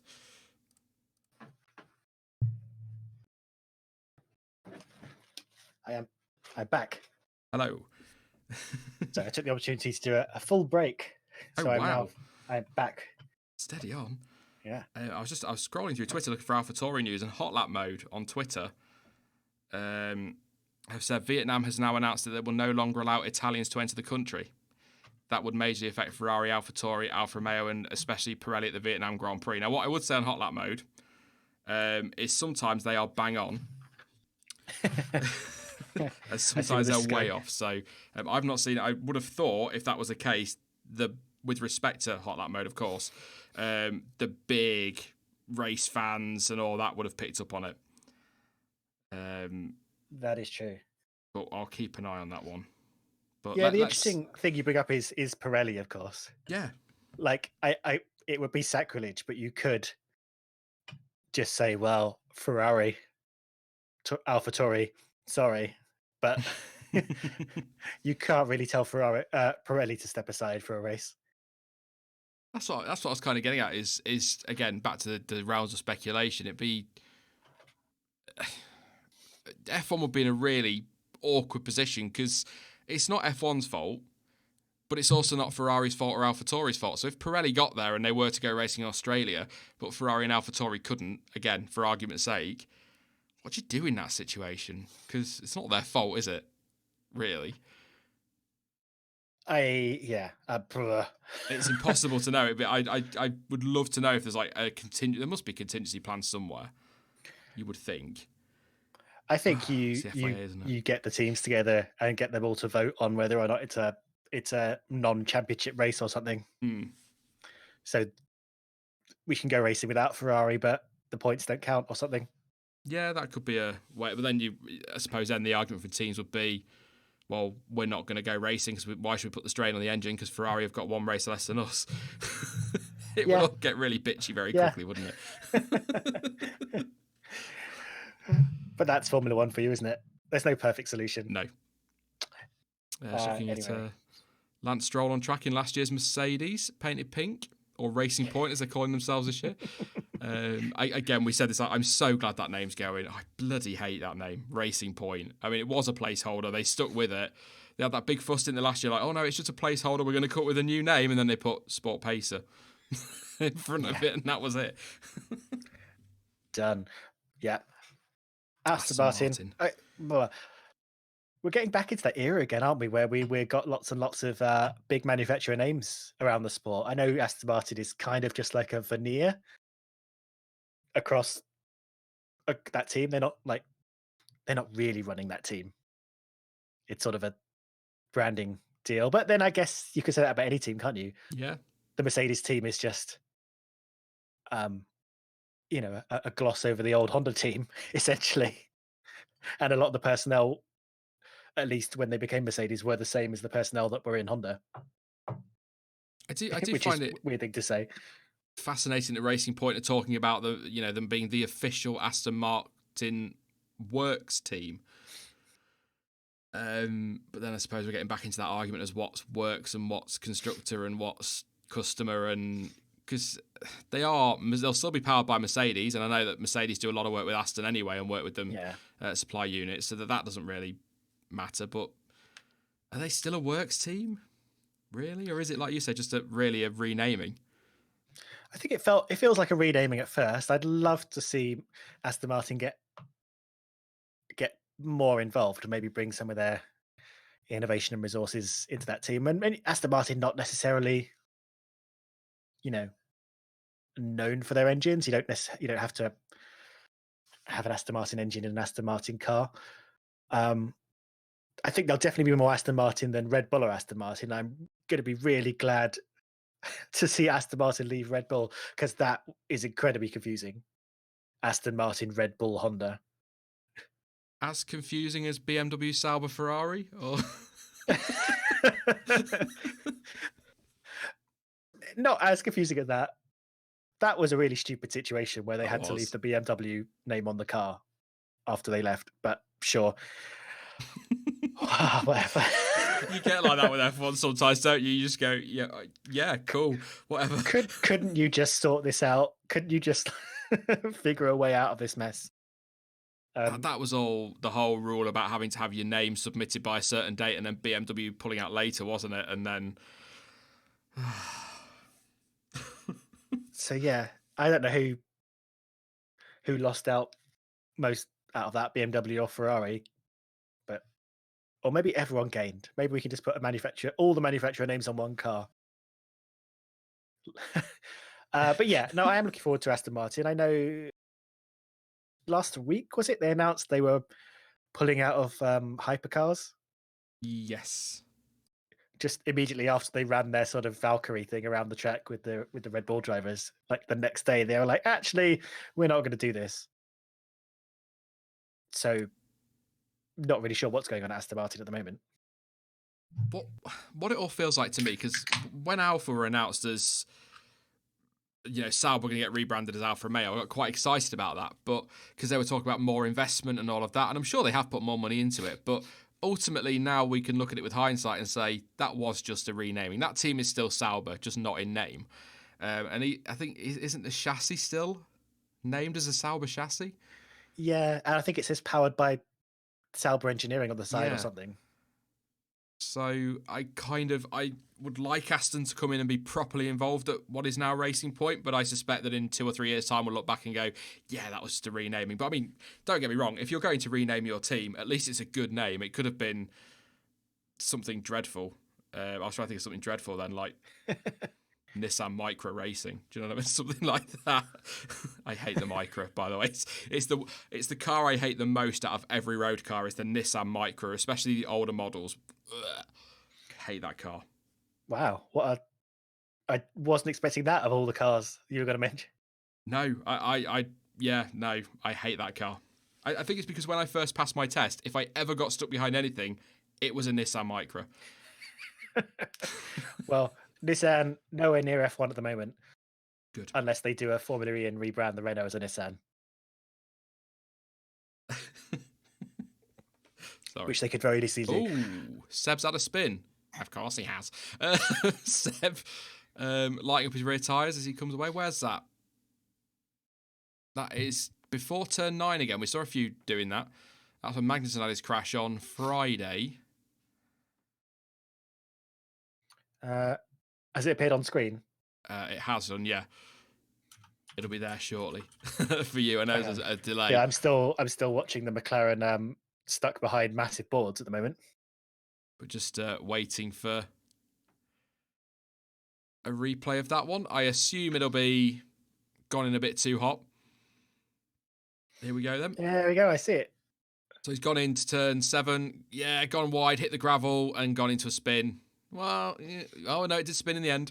It got there. It thought about it. But it did get there in the end. So he's gone into 7, gone wide through 8, hit the gravel. It snapped to the right, then snapped to the left, then gone all the way around, and off he goes again. He's fine. That was expert analysis on a spin. It's a tricky part of the track, that 7 and 8 chicane is pretty fast and dips down and climbs back up again before you head into that fast right-hander of 9. So yeah, I think we do see a lot of people losing it there. Same as we see a lot of people losing it in that stupid chicane at the end, the 14, 15. Yeah, I'm just watching that it. Yeah. again. Yeah, it's easy mistake to make. At least he's kept it out of the wall. I assume he's come straight into the pits to get rid of those tyres. It looked a little bit. Yeah, he has. While I'm straight watching the in. replay, I don't think that happened. It looked like no, it hasn't. It looked like the right rear deflated slightly, but it was the car was clearly leaning on that very heavily as it went. But he didn't hit the barrier. Car looks fine. I'm sure he'll come in for a quick checkup. I thought commentary just said red flag, but there's no red flag anywhere. They might have been talking about the other day. I might have just missed that. Yeah, you don't get red flags when you're commentating with me. I have them barred. Oh. Okay. What do you think about that a lot of chicane? debris, a lot of gravel on the track. maybe. But do you know what, everyone? Get over it. Come on. Yeah. Easiest way to get rid of gravel, drive over it. Yeah. Well, that's what Martin Brundle gets mad, doesn't he, about when we start race behind a safety car in the rain. It's like the best way to shift water is 20 F1 cars going round and clearing it. And you're like, totally agree, Martin. However, if one of those drivers ends up in the wall, they're not going to be thanking you for that, are they? No, that'll be an extra 5 laps of safety car. Though, I like the rule that now you can start the race in quote marks behind a safety car. It is a red flag. Do 3 laps, clear some water, and then stick them up on the grid and start from stopped. That's in the rules now, isn't it? You don't have to like have a rolling start. I like that. That worked really well in Germany last year. Yeah, so you get an opportunity to sort of clear some water and then start the race. I'm just really excited. I got a red flag. I got to change my lights to red from green on the stream. It's very exciting. Yes, it is a red flag confirmed for the gravel at turn 7 and 8, or debris. It'll be officially, but it's a bit dusty. They should do these sessions with the Monaco stewards who are like super fast. No, They would have had that gravel cleared by now. Was it Baku last year whose marshals were absolutely slow as hell? Oh, where was it? And we were all quite critical because they took forever to do anything. Get them there for practice is what I'm suggesting. Yeah. I with a don't leaf blower understand why gravel. some street circuits are. I mean, I do, because it all really depends on your geography of your street, doesn't it? But Monaco is a very small place with very tight roads and architecture. It was Baku. Of course, they hit the bridge, didn't they, with the Williams? 1,400 people ready to... Yeah, there's one guy with a broom, one guy with a very long, leaf blower. We're sorted. Well, they're showing K-Mag's replay, but I'm sure K-Mag's was a puncture. Or maybe he got the puncture from the gravel. I'm watching a guy failing to turn on his leaf blower. It's all very thrilling stuff here. Yes, we're giving you commentary. The truck sweeper's on his way to turn 9, or the track sweeper. Yeah, good speed, quicker than most of them in testing, to be fair.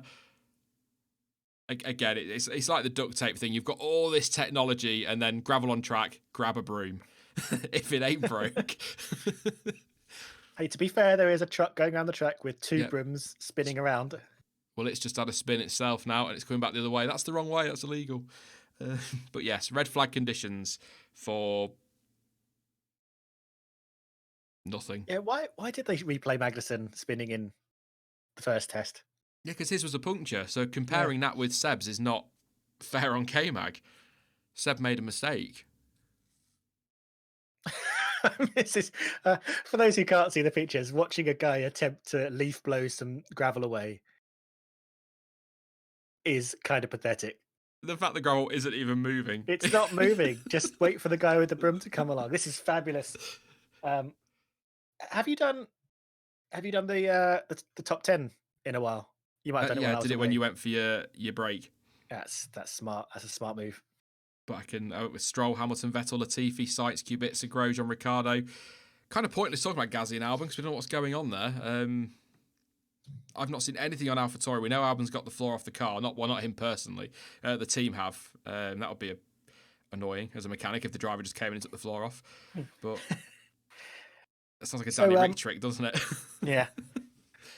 Seeing Seb cause a red flag, I guess that brings us to the inevitable question: has Vettel lost it? Is it game over for Vettel in F1? He definitely lost it 'cause he spun. Is this just typical Vettel? No.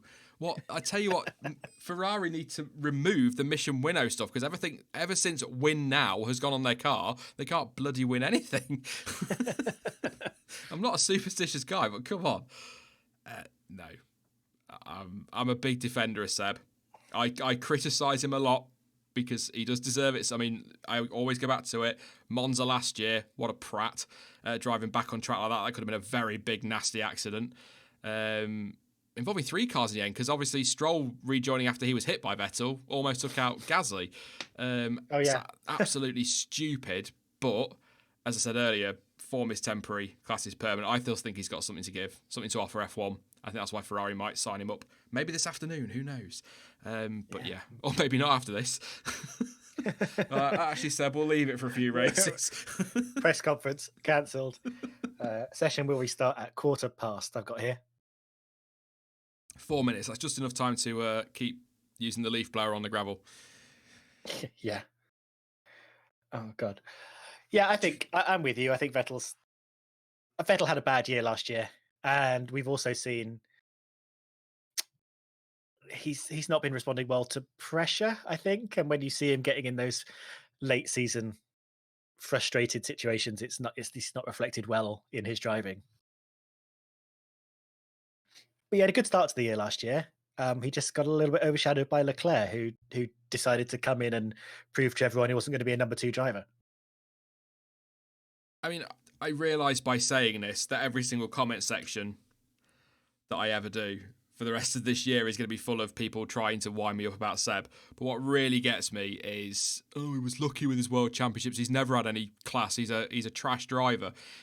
You can have the best car in the world. You've still got to have some talent to win the World Championship. And all right, Red Bull were right behind Seb, but it's not like Mark Webber was on his backside every weekend. That's more than the car. I'll always say that. And Brazil 2012, I know it was a lottery, but the damage on his car to still come through and win the title, I mean, I don't think that the stick he gets is fair when the same people are then jumping to the defence of people. Oh, here he goes again. Bottas hate of Valtteri Bottas when he has a bad year. It's like, oh yeah, but he did have some bad luck. Well, Seb's had bad luck as well. So, it can't be such and such have bad luck, and then when another driver has bad luck, it's nothing to do with luck. It's all about form. I feel for Seb. He gets too much stick. And there are a few drivers actually I think that get a lot of stick. And by the way, actually, oh crap, look what we've done now, Stuart. While we're at it, we're watching on board with Lando Norris sped up because he obviously wanted a faster lap. Whoever, and I don't think it'll be anyone on this stream because I think we all want people to have fun, but whoever's told Lando Norris he needs to tone it down on social media, shut the up. No, you don't bitch about drivers needing to have personality and then when they have personality attack them and tell them to tone it down. I suspect it was a sponsor, to be fair, but what he does on social media is brilliant. He's attracting a whole new audience and a whole new generation to the sport. Let him do what he wants. Same with Russell, same with Albon. If they want to have fun on social media, let him do it. I don't, if he wants to meme away, let him meme away. I can't.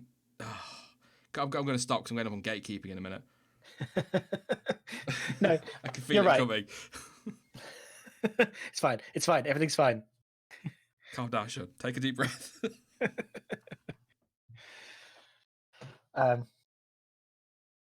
So I'm just just trying to look at my F1 app, and the annoying thing is during the red flag, all the times have disappeared. I don't know if it's the same for you. I've still got it from GP today. Well, everything's still saying the red flag's out. The red flag was coming in at 1:15, but George Russell's... No, it isn't. That's a replay. I was going to say, George Russell's on track. Andy's talking to, I think, Natalie Pinkham. That's a bloody talent, isn't it? That's a replay, Sean. That is Rachel Brooks. Oh, we'll be back after these messages. Do we need a coloured halo around her to I differentiate her think we from Natalie should, Pinkman? yes. Do we need a giant number on her? They Oh, God. absolutely should. How are Williams doing this morning? Latifi's out there. Can't see his times. I'll look at your screen. Yeah, pretty good. Yeah, 118.4, 36 laps. Yeah, not many laps from the Haas this morning compared to, say, Ferrari and the Mercedes. I think it was Haas last week who had a quiet morning a couple of times, but then put loads of laps in. I mean, Romain Grosjean did 130 something laps one day before he crashed. I mean, that's phenomenal for Romain. But yeah, 18 lap, 31 for Ricciardo. Renault have been. What do you make of Renault so far, Stuart? I don't. People keep asking me, oh, talk about Renault. What do you want to, where do you think they are? But they've been really quiet. I find, or I've found. Yeah, no, I agree. And we haven't spoken about them much at all, to be honest. They had. When I think about them last year, I think, oh, they had a really bad year. But I guess they still finished fifth. But I just felt like the whole year they were struggling, and this year is going to sort of not make or break them, because I think they'll still be around. But with Racing Point looking good, not with Williams, but unsure of where Haas are going to be. McLaren still looks strong. Are they going to disappear into the midfield? Or are they going to actually sort of make these moves back towards, where they were not that long ago when they were winning championships? I don't know what to think of Renault. I think they're just sort It's of weird, isn't getting it? on with it. They're quiet, but then you look at their lap count, and even when they've had their issues, they've still got good laps on the board. And I think the fact they're quiet would make me think perhaps there is some confidence there. But then Cyril Abiteboul reckons that Renault are top three this year, is what he said a few weeks back before we even had testing. And it's like, well, first of all, come on, no. But secondly, you've said that for the last 2 years, and you've not been. I mean, I guess if he keeps saying it, eventually he might be right. I suppose it's maybe his thinking there. But on Williams, I'm quietly confident. Oh no, I won't say too much on Williams because I don't know if you've done that video yet. You've not, have you? No. I'll keep my gob shut then. But yeah, quietly confident is what I say. Quietly confident. Predictions video coming out the weekend is the, Yes. is the schedule. That was good that'll be fun to over record, wasn't on it? my channel. Yeah, I'm just cutting out the gumph this week. Did just you looking at record the any of best- that afterwards, by the way? Because Did I that do was what? hilarious. Any of the stuff afterwards? Oh, I think I cut the recording off too soon, so that's lost to the ages. I'm looking at the drivers' best times last week. Ocon was set the third best lap, not the third, wow. fourth best lap. I can add, and Ricardo was about 10th, 11th, 9th, 10th, around that point. Both on the C4 though. What was Williams' fastest lap last week? I'm going to have a look now. That was on the C3. It was. I'm having to do some maths here. It was 2.4 seconds slower than Bottas's best lap, but 2 compounds harder. I need to bring up a better thing, don't I? So Russell was a 1:18.1, was his quickest lap for week one. On the C3, that was on the first day. So Williams, I assume Williams then just went for mileage. I've just realised, by the way, I know I'm streaming, but I've just gone and put the results up thinking it was like the picture I have up, but it's not. It's obviously on the stream. So there you go. They're your results from the first week of testing. Did you open it in the wrong window, Sean? I did. There we go. I'll get rid of it. But yeah, a 1:18.1 for Russell, which was as quicker than they went last year, I think. And Latifi's on a 1:18.4 today, so not bad at all. That's a slow Ferrari, but we're just getting out Mercedes' way. That's another thing in testing. Cars tend to go so slow to let others through that you keep thinking there's an issue for people. Oh, hey up, rumble with Lewis here. Are we going to use the DAS on the back straight? Of course, he's going to use the DAS. Did he pull that back a little bit? Maybe. No. I'll wait for the start finish straight. Hopefully, it's going to be interesting to see how they continue to use this over the season. I'm not sure what kind of fidelity they're using right now, how familiar they are with it, but considering you can make fine adjustments throughout the whole lap. You know, they could start like fiddling with it in a much more fine detail, um, depending on whether they're attacking a fast corner or a squiggly corner, or how long the straight is they're going to be on. Um, there's a lot of options open to them using this system because it's not just, you know, it's not a switch like toe in toe out. They can adjust it to exactly where they need it. Um, and again, I don't know how big an ask that is of it. God, Hamilton's really just running wide quite a lot on exits, dipping toes into the gravel here. Yes, Yeah, I don't know 17.7. how easy it is to control the steering wheel in and out with any kind of like, um, you know, serious fine tuning when you're steering it left and right at the same time and trying to think about 14 other things. Um, yeah, we'll see. Yeah, 17.7 for Lewis. Goes fastest now, as touching on there. Went very wide. 2 wheels on the gravel. So probably possibly would have been quicker. Just loses Ted here. Hang on a minute. He's going very wide.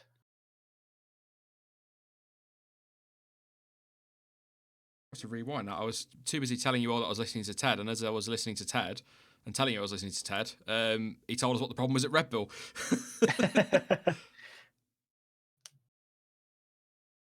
I'll double check Twitter while we're watching. So suspension Hamilton's... problems for Red Bull, according to Ted. Oh, that's annoying. So that's why there are only 1 lap on the board for Albon. Oh, AlphaTauri as well. Oh, there we go. I can listen to Ted now.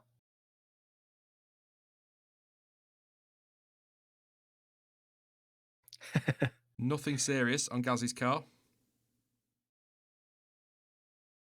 But it's a complicated change on the AlphaTauri, but it's not anything major. So there we go. Suspension issues at Red Bull and something not complicated, not major, but is complicated. AlphaTauri. I mean, yeah, there you go. There's your update. Both of which taking time. It must be frustrating actually to turn up to day 1 of a test, session 1 of the week. Yeah. And something comes up immediately that you didn't spot over the weekend. I do, by the way, chat, I do catch your questions as you're popping them in. I just don't always get straight to them, so I sometimes forget names. So I do remember them. But somebody was asking about or a couple of people were asking about the Ferrari B-Spec car. As far as I know, they've not bought a B-Spec car. That was the word last week, was that they weren't bringing... It would be fundamentally pretty much the same car as they used in week 1. So I know that... Yeah. Oh, no. Oh, no. As long as it's not the channel. Oh, you're back. I see you back. Are we back?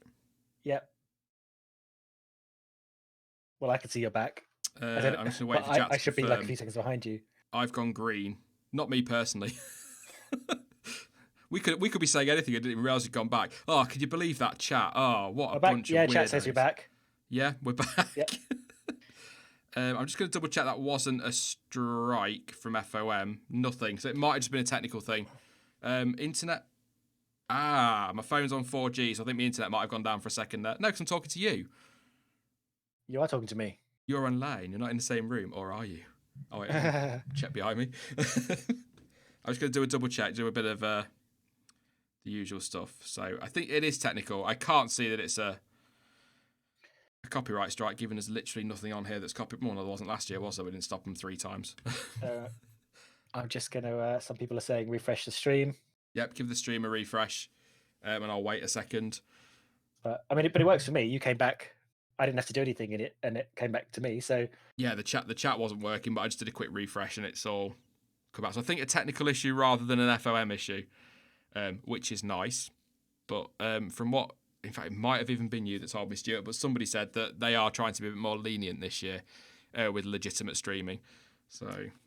Oh, good. I'm glad they're being lenient with entirely legal streams. Good point, Steckleton. You should leave a like on this stream while we're talking about the stream. Yes, whilst we're waiting for it to come back up, pop a like on because we're back. Are you all right to hold the stream for a minute? Actually, just chat for a minute, Stuart. Because I'll have a quick break, but I'll just double check everything's all right as well. Yeah, I'll super take quickly. control. I'll see what these guys are talking about. I'll take control. I'm in charge now. A lot of people saying F, which clearly means Ferrari. So let's talk about Ferrari. Oh, dude, hey chat. There's so many Fs now. I can't scroll back to see what the hell people are talking about. So let's have a little look. That was a hi, Ethan Meister. You're gonna need to say more than that though. Okay, gonna scroll back up to the chat. We're watching Mercedes on track. They've already laid down 50 laps. Absurd. Button was the only teammate to outscore Hamilton. This is true and will remain true, I imagine.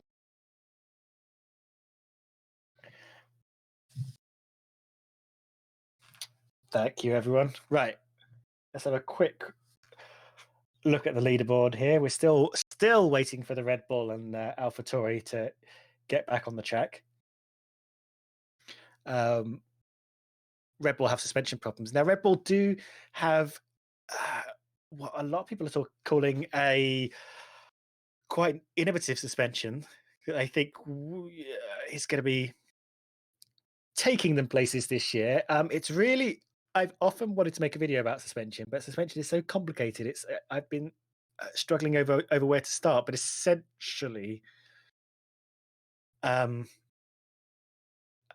Bull are mounting some of their suspension arms a little bit lower down on the tire, and it's really hard to sort of go into explain why that helps. But clearly, they're having suspension issues this morning, and I don't think it's probably related to any innovations they've made there. Will hybrid engines survive the next big reg change after 2021? As in, do I think hybrid engines will still continue to be in F1? I do. I don't think there's any turning back from them at this point, and we're going to start to see that in motorsport series up and down the world, I guess.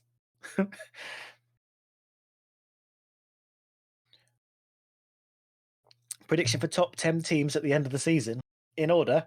I suppose that makes sense, because if I didn't do them in order, I'd just name all 10 teams. All right, here we go. You can hold me to this. Mercedes, Red Bull, Ferrari, McLaren, Racing Point, Haas. I'm running out of teams. AlphaTauri, Alfa Romeo, Williams. Have I named all 10? Renault's in there somewhere. Let's say Renault are 6th, so that's behind McLaren in front of Haas. See, Sean was right. We did forget about Renault. They're staying under the radar. Do I think pure electric can ever provide the pace current cars are doing? FE cars are so slow compared to F1. Yes. So the problem electric power units have, purely electric power units have at the moment, is that batteries are really heavy. So the more energy you need to carry to last the entire race, the heavier the car will be, and therefore the more power you'll need to get to the speeds. It's sort of a little bit of a vicious circle. And something people are working on. There are battery innovations bubbling up, particularly because we use so many devices now, and we're such a mobile population, and electric cars, racing or otherwise, are becoming very big. So that's the first big thing you have to overcome. And when you think about things about aircraft, that's something that's going to absolutely hold down anything like commercial airlines going fully electric, because of the weight of the batteries, and that's a problem they need to solve. But I think at some point that's something they're going to need to figure out how to solve, because obviously combustion, it's not going to be the way to power a car. Someone keeps saying I should do a video on what. Okay. Lots of weird things happening in the stream right now. Lots of weird things happening in the stream. The bots are back. The bots are really back. There's something erotic about my stream titles. Yeah. But yeah, mods deal with them pretty quickly. So Yeah, Annette's on fire. Oh my god, are there any real people left in the chat? You're almost at the point where we're going to have to start answering the sex bots. Yeah. Well, Oh, hey, hey, hey. wink, wink, and all that. No, I actually came back when you said Sean is right, so I then passed out because I don't often hear that. So it was Yeah. Or was that when I was it was talking nice about to Renault? hear. Because I forgot to mention Renault. Yes. Oh, I assume you're doing like a top 10 or something. Yeah, someone asked what I thought the top 10 order of the teams would be at the end of the season. So I had a quick go at it and forgot Renault completely. It's Haas I always forget when I'm working stuff out. I'll be like, oh, that's 9 teams. Who have I missed? And I'm like, oh, Haas. Yeah. I don't know why. Do you? Haas are weird to me because I still feel this is what their fourth year in F1, and I still sort of feel like they're kind of not outsiders, but they're just kind of. I don't have any feelings about them whatsoever. The most feelings I had about them was when they were running Rich Energy partnership, and just thought it was hilarious. No, I like them, but yeah, I think was it you that said it last week? Who are they? What are they for? And it's not even meant to be a diss. It's just no. they're Stream the sweary issues team. still. Sorry, Stuart. I'm gonna wait. My OBS keeps cropping up with disconnected. It's take an extra half hour at lunch just to make sure everything's working okay again. Fingers crossed. Not had this issue before, which is weird. So I'll keep an eye. Bottom left, stop it, OBS. When you're streaming for testing and your stream goes down, you're like, FOM, no, leave me alone. And then it's my issue. Yeah, we want to be here for more laps than AlphaTauri are doing at the moment. Yes. Oh, very good. 3 laps so far for Pierre. Well done, Stuart. Well done. Thank you. I'll do a quick run through the order then while the stream's back. Don't forget to refresh so you can see the chat because it sometimes goes down as well. Ryan says your PC has coronavirus. Probably. It'd be my luck. I'd get the digital version of it. Hamilton a 1:17.7, 56 laps. Stroll a 1:17.7 as well, 28 laps. Stroll for championship confirmed. Sebastian Vettel 18.1, 53 laps. Nicholas Latifi 1:18.3, 44 laps. On board with him on the world feed at the moment. Sainz 1:18.5, 24 laps. Kubica 1:18.7, 37 laps. 1:18.8 for Grosjean, 28 laps. Ricciardo 1:18.9. Nope. I just absolutely BS'd you. A 1:19.1, 42 laps. And Gasly, 3 laps. Issue at AlphaTauri. Complicated to change, but not serious. And Albon is currently on 1 lap and has got his floor off. He's got some suspension issues in the garage as well. So this rule, by the way, on the screens, we've kind of touched on it loads, I know, but it says that you can only put the screens up if the floor comes off. So surely if you wanted to do any work on your car and it was going to take more than 10 minutes, you'd take your floor off, even if you don't need to. 100%. They're probably all stuck on with poppers now. Or Velcro, so you could just go straight poppers. Them were the day. I love them trousers. Yeah. What were they ever needed for? Why did you ever need to do, unless you were like doing some kind of really bad Bucks Fizz tribute act, why would you ever need trousers just ripped off like that? Very weird. Don't ask. Oh, good day. Yeah, I would imagine the fixing the suspension does not require you to take the floor off. Maybe the rear suspension, it might help, but yeah, I think they're just taking advantage of that particular rule to hide behind some screens. Maybe something we need to clamp down on. Yes. These teams are clever. They're clever. They find those loopholes. Hence DAS, I guess. Yeah. I don't even know why that rule exists, to be honest. Like, what's so special about the floor being off that means you can put a screen around it? What are we going to see from a cat unless somebody gets underneath there? Because the floor itself isn't that secret, because often we see the floor separated from the car, just like propped up against the wall of the garage. When I'm scrolling through like the Motorsport Images gallery, there's loads of pictures of floors just sitting there with all the detail. So I don't know if it's the engine. I don't know. I'm interested to know why that rule exists. Maybe chat will have an idea. Again, I think the whole rule around the screens is a good thing, because if you're going to televise it, then I think you need to have no screens. Otherwise, what are you showing, really? Looking at Robert, just confirmation there from commentary, official commentary, that this is Robert Kubica's last morning or last half day of testing. Of testing. So he won't. Yeah, he's not getting dropped. Yeah, he's not getting dropped from Alpha Romeo. This is it, Robert. You've got till 12, and then you're out, mate. Not having it. And then he dies. That's just, this is his final morning. It's like that Simpsons episode. Yeah. I think that's fair enough. How many runs did he do last year? Last week, because he did the first morning, didn't he? Just did the first morning last week as well. Yeah. Yeah, probably good at just getting the car prepped for the team and keeping all in happy. That's all you need, isn't it? Steckleton on Twitter, I saw your tweet, by the way.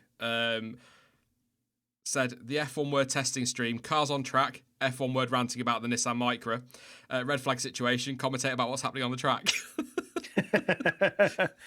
That's just how it rolls. This isn't your first stream, is it, Steckleton?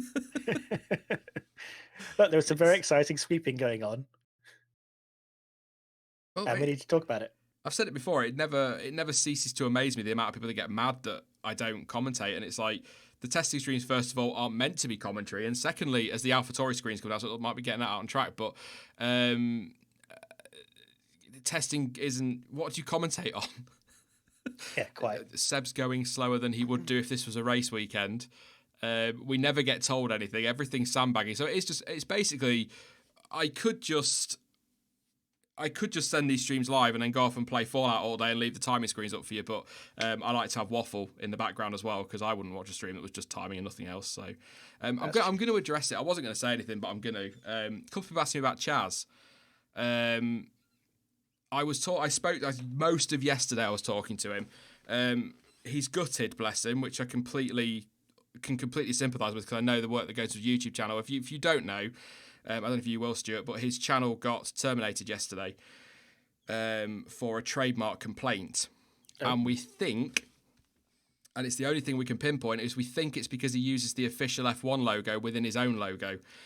And that's a big no-no on the trademark front. And we were discussing it yesterday, and he's obviously absolutely devastated, but it's one of those awkward situations where I really feel for him, and I hope he can get it resolved, because he's all right, is Chaz. He has his moments, don't we all? But he's took his whole channel down rather than...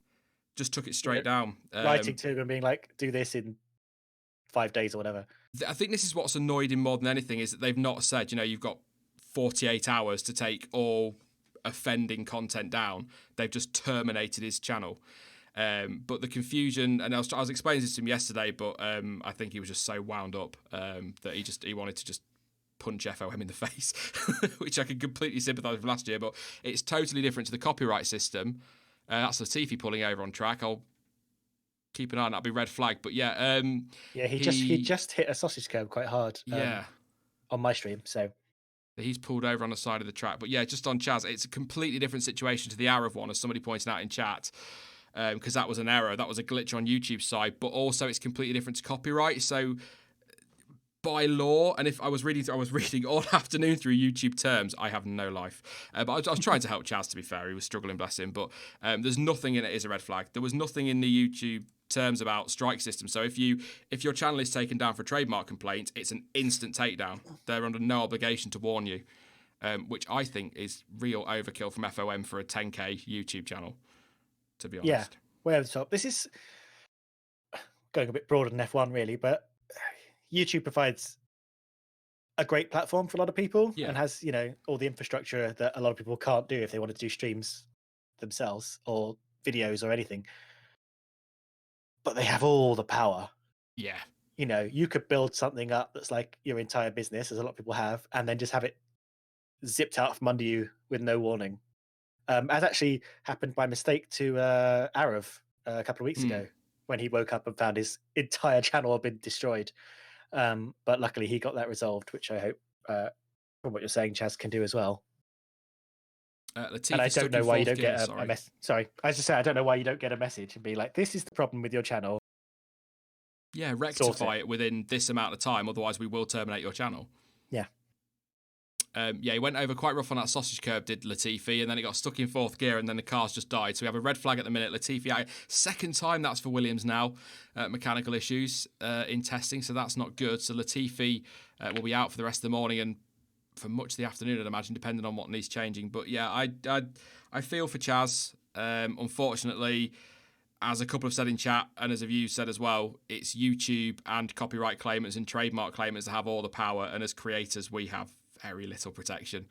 Or I feel that way anyway. I don't feel like we have a lot behind us. I'm sure we do. If there's probably channels, I could probably go and have a proper dig around. There'll be people that are like, no, we're here for you, but it's very much, here's a copyright strike, tough shit, basically.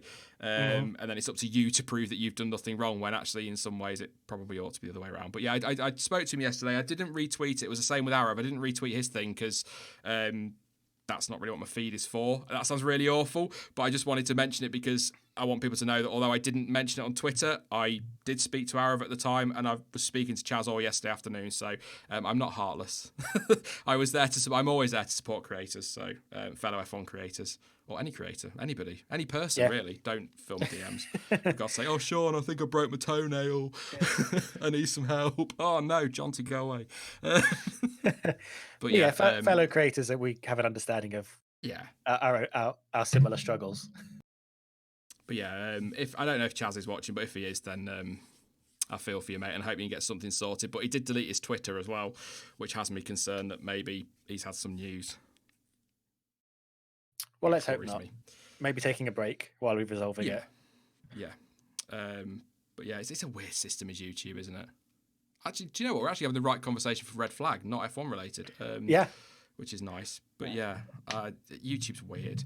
It's a great platform, like you say, and I absolutely love doing this, but there's a lot wrong that needs to be sorted big time. And we're not just talking about copyright strikes.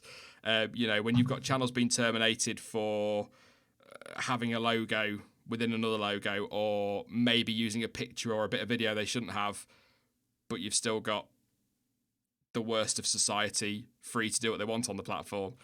I think things are a bit mixed up. As long as they make YouTube money. Yeah. Let's not get into that one. Anyway. Sure. Well, yeah, while you're still on air, while the stream's still running, let's bite the hand that feeds you. Let's not do an Alonso. YouTube going, oh, that's what you think, is it? Well, what do you think of this? GP2 platform. Back of the car. GP2 platform. Was there a bit of smoke from the back of Latifi's car there on the off-board? It looks like it, or it might be dust because he's offline. Well, a few minutes ago, when he just pulled over, there was quite a lot coming out of what looked to me like that's his left side pod, but it could have been the rear of the car. It was a front-on angle, so it was maybe some overheating. They've got 2.25 hours to get that car ready for the afternoon session, assuming that car comes back quickly. Yeah, they're pretty good, aren't they? But I will say, take forever to clear. There was oil on track. Yeah, there was smoke because I put in some stuff down now to clear it. But they did take a while in testing. But at the same time, I think it's because nobody's in any rush, are they? Not even the teams are in a rush. Yeah. Though I imagine Williams would want that car back as quickly as possible. So they start doing whatever needs to be done. Paul B, could you use the old logo? It's much better anyway. It's if you go on the F1 website under their terms for logos, there's about 9 logos listed there that you can't use, including the old one, which I thought the trademark and everything was with Bernie. I thought he still owned that, which is why they had to change to the new one. Oh, I thought they changed their logo just to like, draw a line under it. Maybe. And start a new era. And, while I am very fond of the old logo, I do a lot of their reasons for changing to the new logo made a lot of sense. There's lots of silly things about design. Like the new logo is much more scalable and things like that. The old logo was very detailed with all those funky lines off. So when you pushed it down to like a Twitter icon size, you lose a lot of that. There's just silly things like that. But do you think that looking back at the old logo now, it looks really dated? It is funny how quickly that happens. I do agree. I actually kind of prefer The new one. Findlay. Oh, thank God. Somebody in chat agrees with me. New logo looks better. Thank God. I thought it was going to be the only one, but I actually do prefer the new one now. It fits everything that Liberty... I know that's kind of the point, but it fits everything Liberty are trying to do with F1, doesn't it? So... Yeah. I think the old logo was good, and I think the old logo will remind us of a particular era. Because I think it existed for 20 years, maybe. It's a And clever this logo. one is... it's good. It's fine. I think it's rare you're going to get super excited by a logo, but I think this logo does a perfectly good job. Thank you very much to Michael Bauer for subscribing, and that gives me a little moment to say please do consider subscribing if you're new to the channel. We're not usually a live streaming channel. I say we. I'm not usually a live streaming channel. See, this is the thing. Because I say we, I think that's why everyone assumes there's a team behind the scenes. It is just me in a room with some T-shirts on a wall. It really is. That's it. But yes, I'm not usually a live streaming channel. It is usually a video channel, but for testing we go live, or I go live, or we, or whatever. This channel goes live for testing for 2 weeks, and then we go back to videos from next Tuesday, I think. So please do consider subscribing if you're new. Don't forget to drop a like on the stream as well. I think chat have said that, so that'd be massively appreciated. We've got 1,600 watching, nearly 1,700 watching, so please do consider dropping a like and subscribing. And also, don't forget you can contribute as well. Links to PayPal, Streamlabs, Super Chat and all of that are in the description down below. But we hit the target last week, Stuart. 500 quid for 3 days of testing is not bad at all.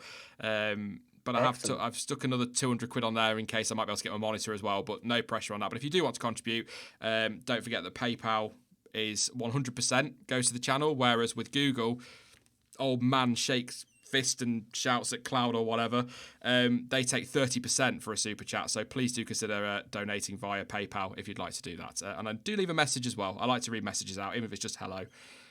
Yes, there we go. I need to get the mic. Somebody said last year they asked for mic and setup. I didn't. I asked for it. It was a PC last year we saved for. It was. I remember that well. Believe me, I needed it because by the time I'd finished the streaming, my old PC was like, just let me die. So you're the brand new F1 word. And then after that, I guess they could start contributing to next year's logo.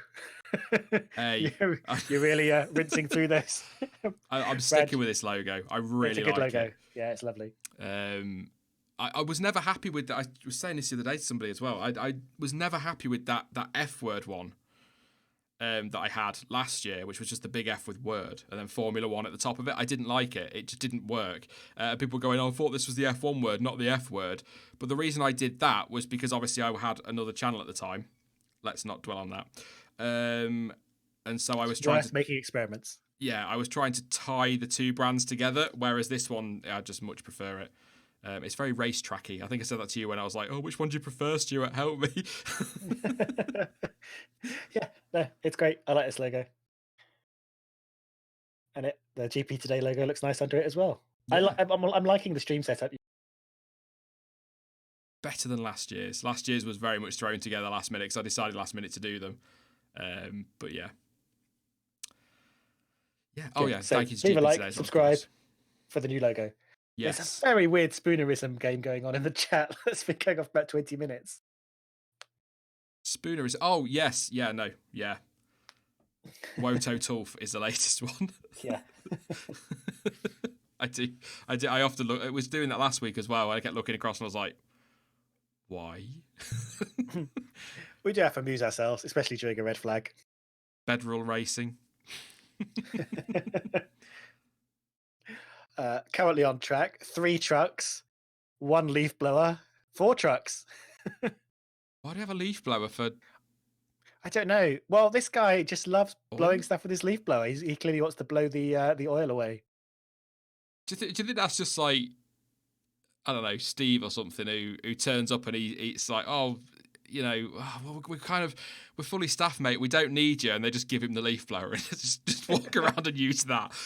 We don't see it, but he's behind the other side of the barrier, just like using the leaf blower on the concrete to clear some dust or something. I don't know why I've called him Steve. That's who he is now. I mean, he's probably Spanish, but sure, Steve. Oh, I'm not. Oh, yeah.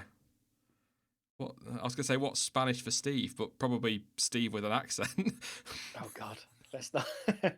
We're not doing accents. That will take the stream down very quickly. Ted Kravitz. Oh, I'm so glad Ted's back. I hope he's on the Sky coverage this year. Yeah, I forgot. like Yeah, Ted. last year it was kind of like, where's Ted? And then he was sort of not at all the races. So God knows what he's doing this year. James Buckingham saying, did the FE word go the same way as the bingo? They went on holiday together and they never came back. Yeah, a bit of an affair thing happening there. So yeah, I don't want to talk about it. It's I know me and Stuart have both been deeply hurt by that, and yeah, we're moving on. In our growth and expansion experimentation, we tried a couple of things last year and bit off more than we could chew. I think is the story there. And I'm not speaking for you for a second, but this is enough. Just the one channel is enough.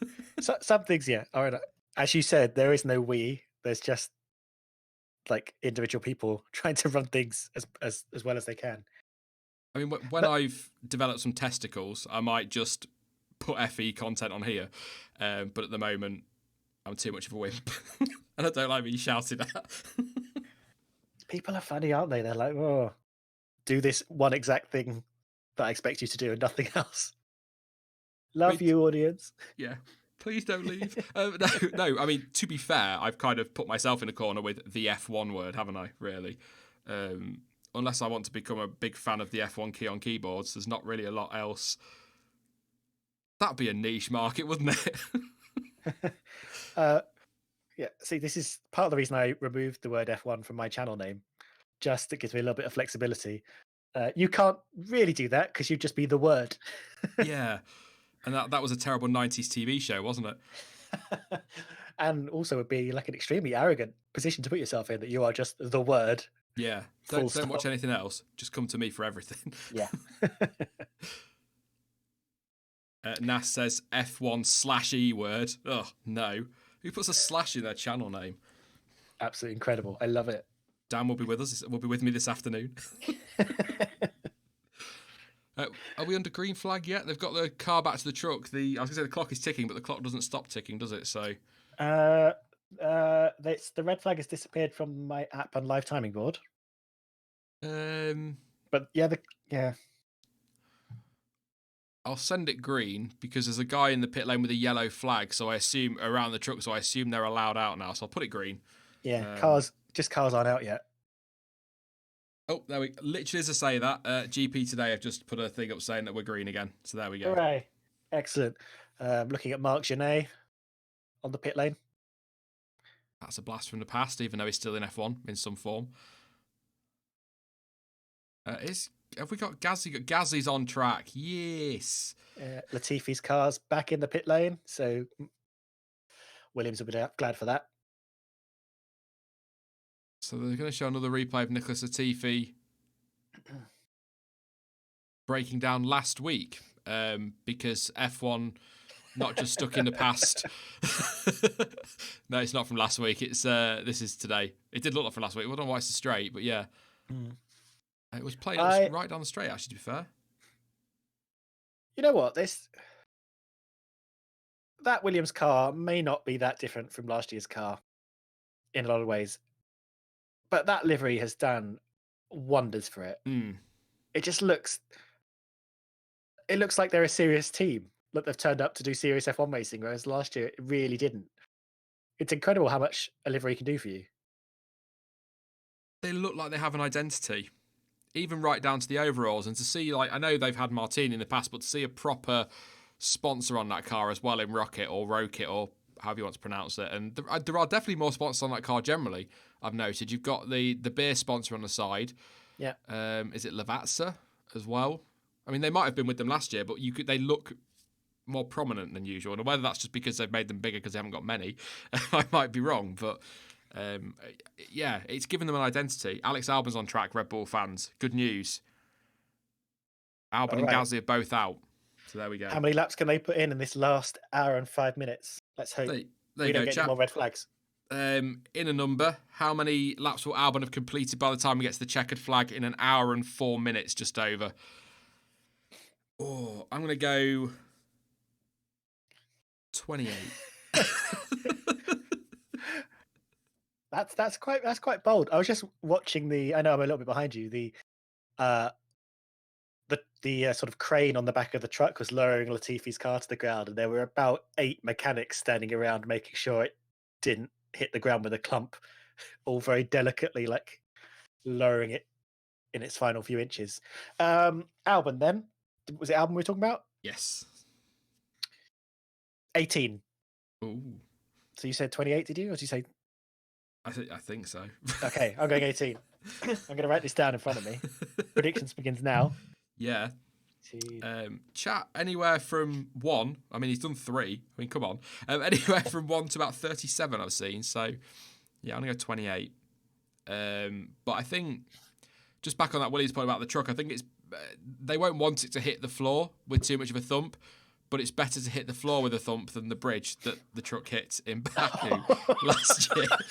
I forgot about that. Oh, wow. When we were all just going, oh my God. That whole weekend, because the drain cover had come off, hadn't it, for that Russell hit, and that ripped his car to pieces. And then they hit a bridge, and it was one of those weekends where, and then you had Leclerc in the wall, Kubica in the wall, and you're thinking, it had the feel of oh my God, something's going to go seriously wrong. It didn't in the end. It was just stupid calamity like that, but they just had that horrible feeling around the weekend. As Albon apparently doesn't, it's changed. I was going to say an 18.8, but with no 1 minute in front of it. It was top of the times for a second there, but no, it is a 1:18.8, 4 laps. Being a bit of a minute behind you in the turn, I want to say turn 7 or something. He clipped the sausage curb pretty hard.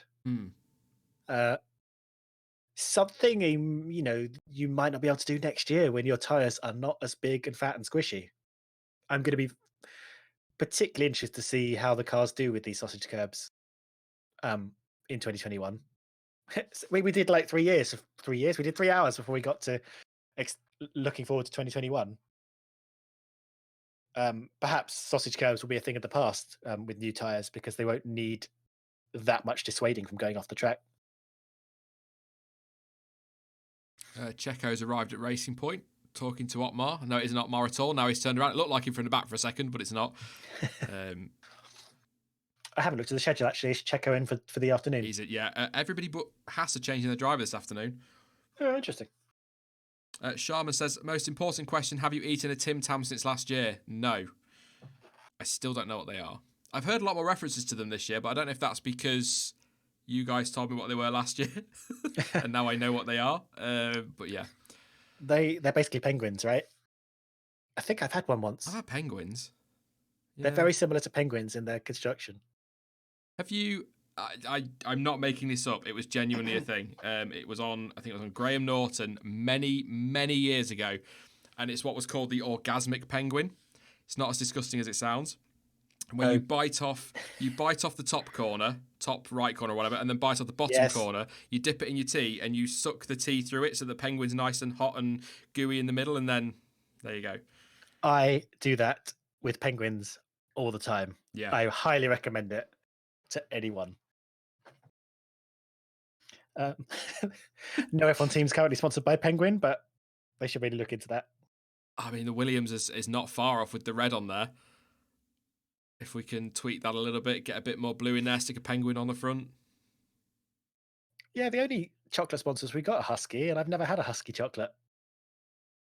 Where do you get those? Switzerland? All right. I don't know. I'm going Switzerland because they're on an Alfa Romeo. I need to stop saying Alfa, don't I? It's Alfa Romeo.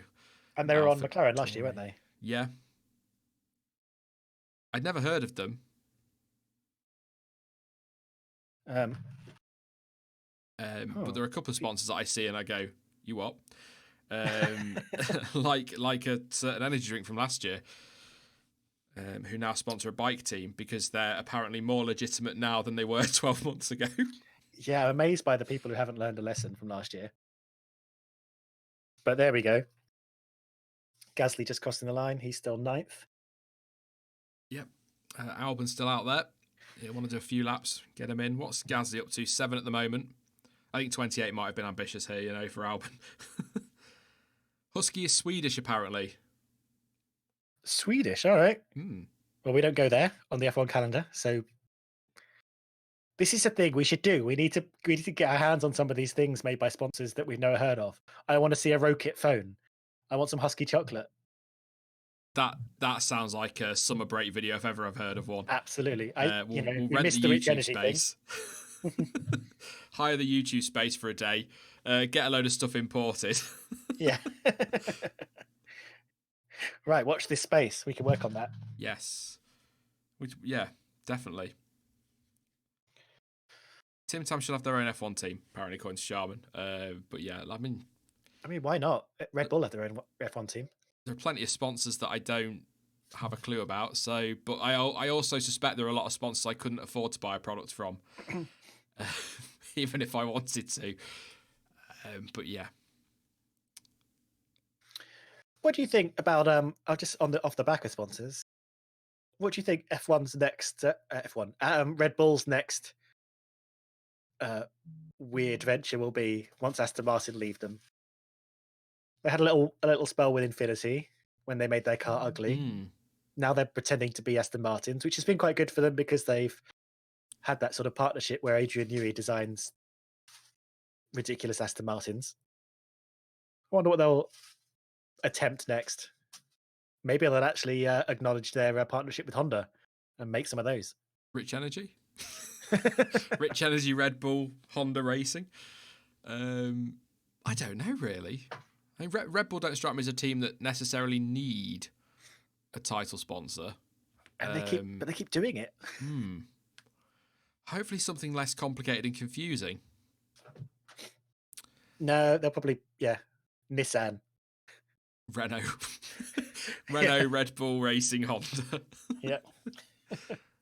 Nissan Micra, Red Bull. Although, speaking of which, we need to get hands on some Rauch, because I've still never had any of that. Moose cider. Moose cider. Just so I can go moose. Because I'm weird. Danny Rick. Testing laps completed, 298 so far, 44 today. I must say, the... Haven't seen him at all. Yeah, exactly. It's weird. Is he this year's Science? Oh, that's a great video title. Is Ricardo this year's Science? But yeah, I was just going to say, I like this year with them broadcasting it properly, they've put the effort in with proper graphics, so we get like his best lap of 118.2 on the C2 tyre. I need to pay more attention to the live feed as well, but I get too excited to... I get too excited to sit and waffle. But there's some great graphics on there for those that have got it on TV. But yeah, Albon's on an outlap at the minute. He came in to do a pit stop. Seb's out there, 234 laps in total, 61 today. Is he the most? No, Hamilton 65 is the most at the moment.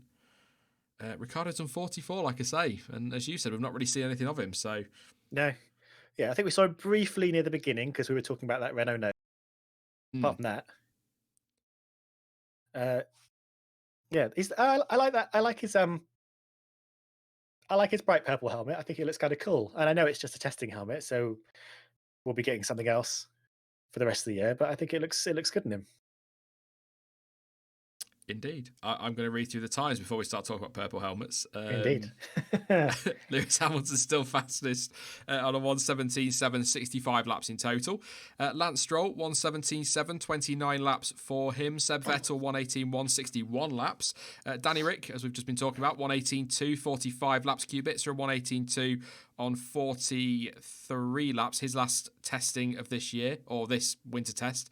Latifi, 1:18.3, 48 laps. Carlos Sainz, 1:18.5 on 30 laps. Grosjean, a 1:18.8 on 32 laps. Alex Albon, he's had suspension issues, only just got back out, 1:18.8, 8 laps for him. And Gasly had some sort of issue with AlphaTauri, but they're not really telling us too much. 1:18.9, 7 laps on the board. And we have got this afternoon everybody swapping out except for Haas. So we've got Bottas, Perez, Russell, Leclerc, Norris, Raikkonen, Ocon, Kvyat and Verstappen all in this afternoon. But unfortunately, because of the size of my timing window, you'll only get the top 13. But I will keep you updated on that one. But yes, that is your running order. 11:05 UK time, 55 minutes to go exactly. Look at that. Yes, AlphaTauri, like they're getting ready to send Gasly out again. I can't think of anything for Red Bull sponsorship wise. Going back to that very briefly. Albon up to 9 laps. Interestingly, at the moment, what's Hamilton's on the C doing his laps all on the C2. That's right, isn't it? Can't believe it's Yes. still at this point. The lower numbers of the harder tires. Yeah. Whereas most people are on putting in the good laps on the mediums. Um, Slightly forebodingly. I think on the tyres, I kind of wish Pirelli and F1 would come up with something like C1 to C5, instead of having the numbers, like a colour specific to each compound. I think that'd be a really good idea. I don't know if it's anything. They could even give them names as well instead of numbers. Yeah, like you could call that like soft and like super soft or something like that. Would be quite cool. That works. Super hard. I think that'd be a great idea. Yeah, I'll pitch it to them. I'll see what they think about that. I don't think they've done it before. There's only 5 compounds, so it can't be that tricky. I understand why they changed it, like for like casual fans, but for people like me, it was just nice to see exactly what compound they were on. If they were on a purple tire, it was the ultra soft, and you knew what compound it was. Whereas now it's like they're on the soft, but it could be the C5 or the C4, and then you've got races that somebody said last week. It gets confusing or annoying when one race is medium, is another race is hard, and one race is soft, is another race is medium, and yeah. Yeah. I think before the start of last season, we were worried it was going to get confusing and everyone was going to blab on about it too much. And actually, it turned out it worked just fine. I think people like you and I, we like a little bit more detail. So we have to do a little bit more work to find out exactly which tires being. I think part of the problem they sort of got themselves into was that there were a lot more soft tires in name than there were hard tires. Yeah. So they were like, it's like 4 different names for different grades of soft, and then there was medium and hard, and it really feels like medium should be in the middle, which is where it's kind of where it is now for testing anyway. I think if we had super hard, medium, soft, super soft, and you brought those names to the races, if like for example, I think Silverstone, they'd probably bring the super hard, and medium maybe, and you could understand those 3 grades of tires with respect to each other, and also have that extra knowledge that Silverstone is the kind of track where you need a harder tire. I think it's not too complicated to have that. And I think it is complicated that you have to do a little bit of extra work to know, is ultra soft softer or harder than hyper soft? Yeah. Like those words aren't necessarily intrinsically different from each other in that direction. I will also, I'll make the point for him because he's not here. I don't know if he's listening. If you are, hello, Jonty. Good morning, mate. But I'll make the point for you. Also, when picking tyres, let's skip a compound. There you go. I did it for you, mate. Let's have the C1, the C2, and the C4.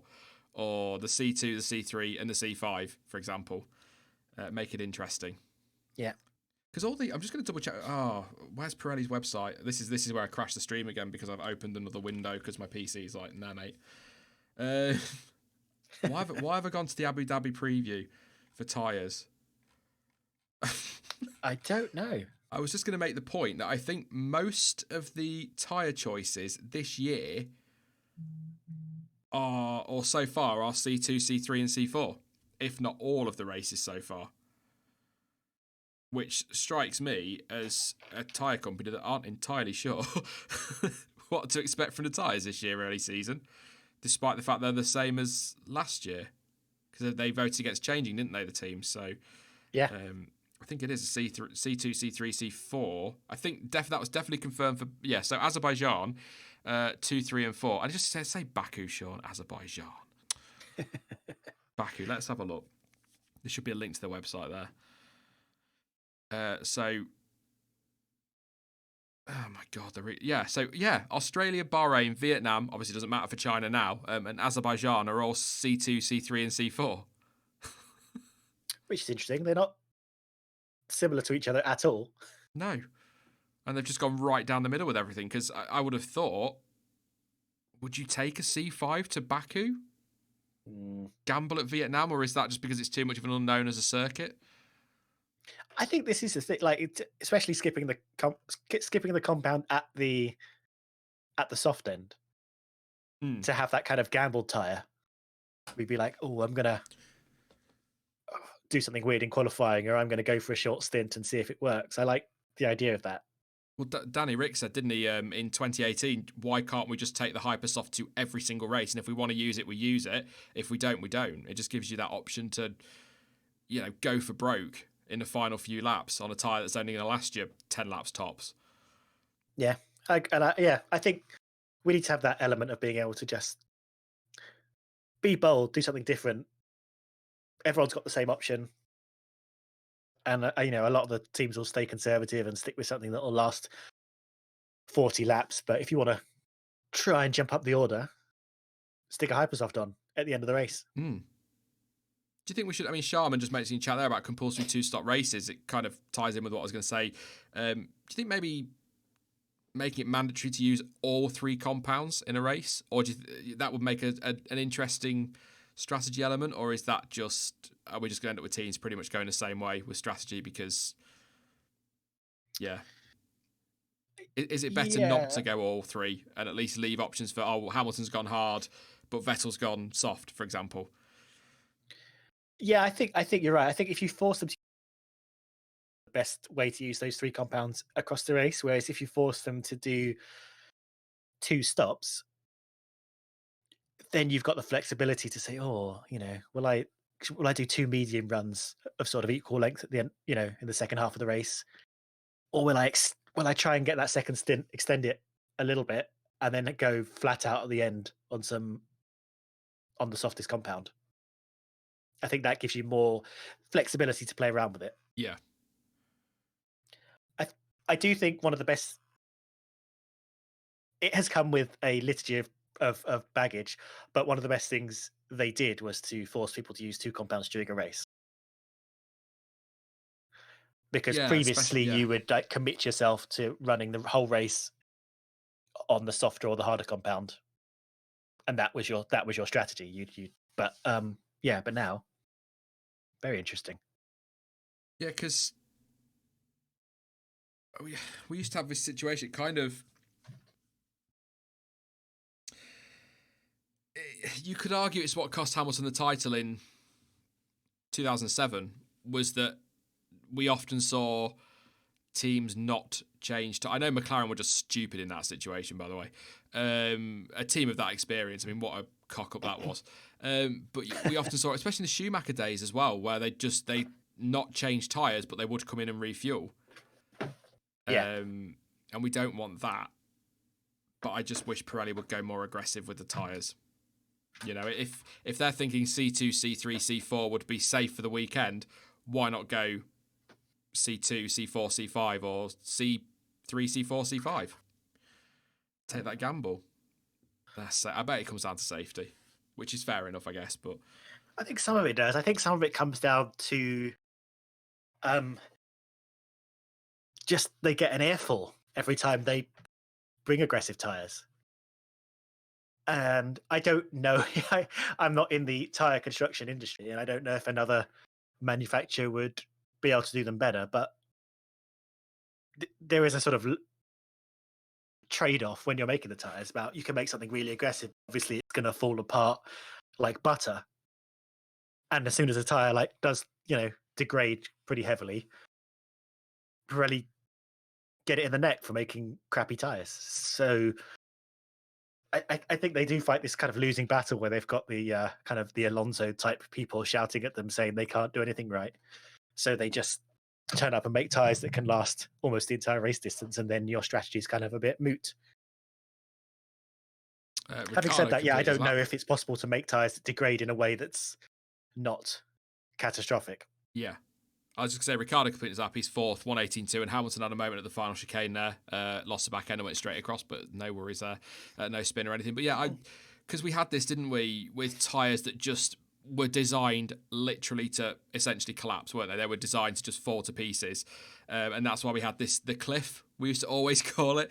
Yeah. And tyres will be fine. Then all of a sudden, just a lap later, they drop to 5 seconds off the pace because they just fall off this cliff, and it did make the racing exciting, but it felt too artificial. And this is a series that uses DRS, so there we go. But it felt too artificial. And Pirelli got so much stick, and I think Pirelli's argument was, we're using this sport as a platform. Yes, we're supplying your tyres, but the message we're sending out is that our tyres fall to pieces after no time whatsoever. And I think it's not a great marketing ploy, is it? So I think teams and Pirelli were quite happy to move to more durable tyres, but I think probably Bernie at the time probably quite liked everything falling apart for drama, but this is a guy that recommended sprinklers. Well, that is true, yeah. I think I quite liked the cliff because Pirelli moved from this model where it was like you had performance, and then over 2 laps they turned to like nothing. Yeah. Like as you described. I think there was that. I think it was China in like 2010, 2011 when Raikkonen lost, I think, 10 or 11 places on 1 lap because he came into the pits a couple of laps too late, or misjudged his final stint or something like that. But you had that performance right up to that point when the tires kind of scrubbed off to a certain level and then fell apart. And then they moved to this era where the tires just degrade lap on lap on lap on lap. So you sort of have this performance curve where they're good fresh out of the box, and then you're just going to lose half a tenth or whatever on your lap times for every lap that you run them, which means you're not getting the most out of the tire. There's sort of like this window when the tire works really well, and then just essentially looking after the tire for the rest of your stint, which has led to this sort of conservative style of racing and people kind of not being able to push.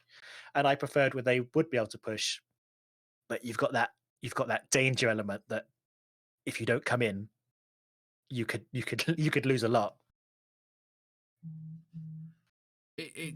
I love that you bring up China because that's my go-to. It was a very, from a fan perspective, it was very exciting, but it was maybe a little bit OP in that situation. Yeah. I can't remember. I was just trying to have a look then while you were talking, but I couldn't find it. How many stops they made in that race, but I think McLaren made quite a few, and they made a late stop and still managed to win the race. And Vettel as well was quick coming back through. But yeah, it was a little bit over the top, that. But the problem with F1 is they never seem to be able to find a happy medium, do they? No. Medium. It's either too far one way or too far the other. We've got a very slow Robert Kubica. Leave it.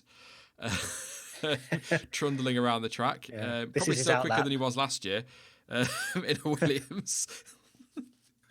Harsh, but very true. An outlap, did you say? Yeah, this is his outlap on these tires. Just taking it easy. I'll tell you, that Alpha livery definitely looks better on board. I quite like that. Randomly, he's purple. No one else on track at the moment, by the way.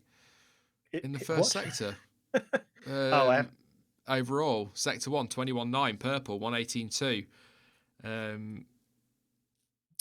He's still on his outlap for me, so. Is Kubica only 35? Yes, he is. Yes, he just looks very old. He's always looked very old. I think because of his hairline. Yeah. Oh, let's not talk about hairline. But no, yeah. Also, I think we've been talking about it for a long time, haven't we? Yeah. Apologies as well, by the way, for the pictures are still the same as they were when I started the stream this morning. The gallery's still down on GP Today.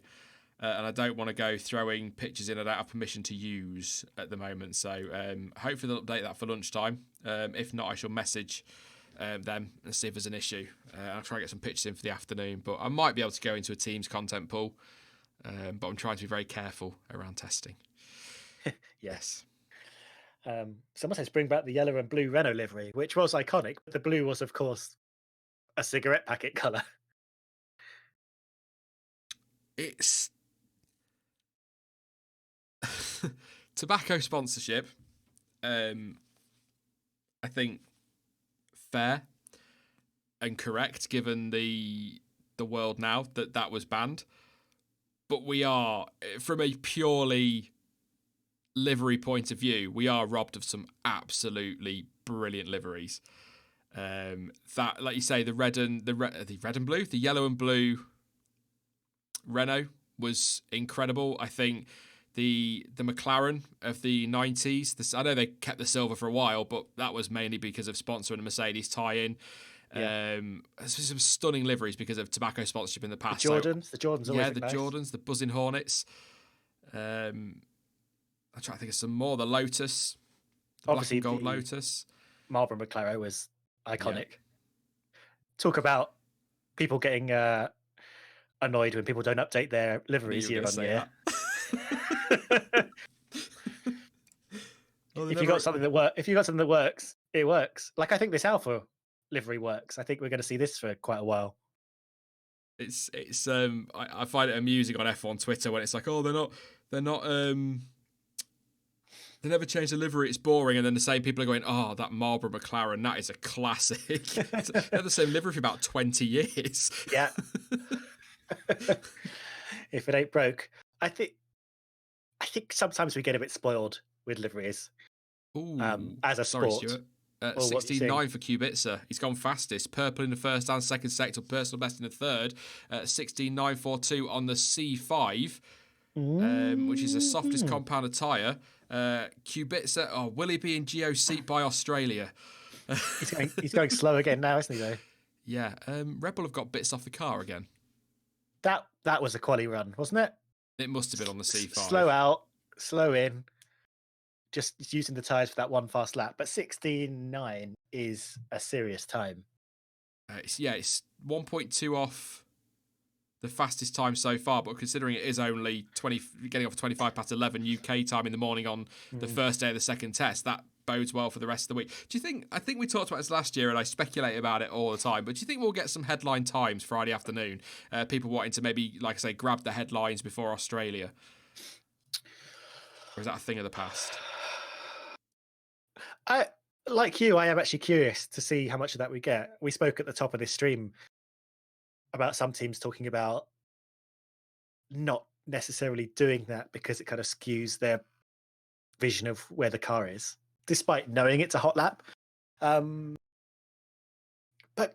maybe possibly. Like I don't think Mercedes need to fire a parting shot, do they? No. I think we know they are. Yeah. But maybe someone like Racing Point could have a go at it. Maybe. Because they seem to be making the most of their good pace through these tests. They're talking themselves up quite a lot. Are you looking at Twitter at the moment, Stuart? I am not. What is happening? If you just go to Tom Bellingham, he's shared a picture of a Williams with a lot of aero rakes on it, and it looks absolutely bloody ridiculous. I shall try and see if I find it on the GP Today thing during the lunch break. But that is a lot. Yep. It's bigger than the fence that Kubica drove through last year. I can't. I'm just going to try and. It doesn't look. Is it a Photoshop? I'm trying to. It looks. I can't work out if it's I thought it was at first, but as you zoom in, it looks legit, but I don't remember seeing it on track. That can't be real. That would be, surely that's illegal. Yeah. Take somebody's head off with that. I think it might be. I'm trying to look for repeats. But, as long as you're not running side by side with someone. Yeah. Incredible. It's probably a Photoshop, but it still looks really cool. It does. Yeah. What's going on? It's a bit quiet on track, I think, at the minute. Kubica are out there setting the world alight, going for the Reserve Drivers' Championship this year. Yeah, Gasly's back on track, isn't he? As far as my timing looks. Gasly's out there. Yeah, Albon's back in the garage, but they're still crowded around that Red Bull. We're bits off, so they're not. Something's not right there, or something. They are fiddling with the suspension. I can see them getting in there. I was, desperate. I got to do some proper reading up on the suspension because suspension's incredibly hard to sort of get your head around and explain. And Red Bull are doing some clever stuff with their suspension um, wishbones this year, and I'm not in a position yet to completely understand it or explain it, but I'd like to. Maybe that'll be my homework for today, and then I'll come back on the stream tomorrow morning and be like, right, here's what's going on with Red Bull.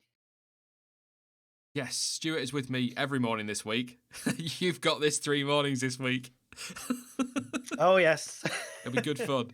Dan with me this afternoon. I've got Jordan from the F1 Debate Show. You'll not understand him. He's Geordie. And Mike from F1 Fanatics with me tomorrow afternoon. And then on Friday, I've got Aldas with me for the afternoon session, the final afternoon session of testing. So, yes, lots of waffle, lots of banter, lots of Nissan But only 6 days, hate. so it's not too much. Definitely easier than last year. Like I said, I got to the end of Friday and my voice was like, no more, Sean. No more. Yeah.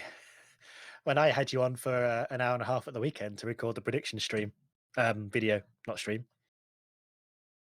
didn't even give you the weekend off. I know, terrible. Lots of slow runs at the moment. The cars are not really like pushing anything. No, Gasly out there very slow at the minute. Actually, Gasly and Vettel, the only ones on track. Vettel on an outlap at the moment. Maybe they've gone for early lunch, everybody else. Something's not right at Red Bull. They're taking the car to bits again, so... I need Albon to do 3 more laps to get my predicted number of laps up there. I need 13 more. Good luck with that. I keep meaning to say it, but we keep talking about something else in the middle of it. But every time I see that AlphaTauri on track, it looks so good. I love it. I do. Like, somehow the white just really, really works. It like looks whiter and cleaner than any other white liveried car. Maybe because it's being complemented by that really dark blue. It's really nice. It's sporty as hell. Aldas on Friday was trying to convince me that it's just because it's changed that I like it. But as I said to him, it's because it reminds me of that BMW Williams of 2000, and that's one of my favourite cars and liveries of all time. Yeah, that was good. I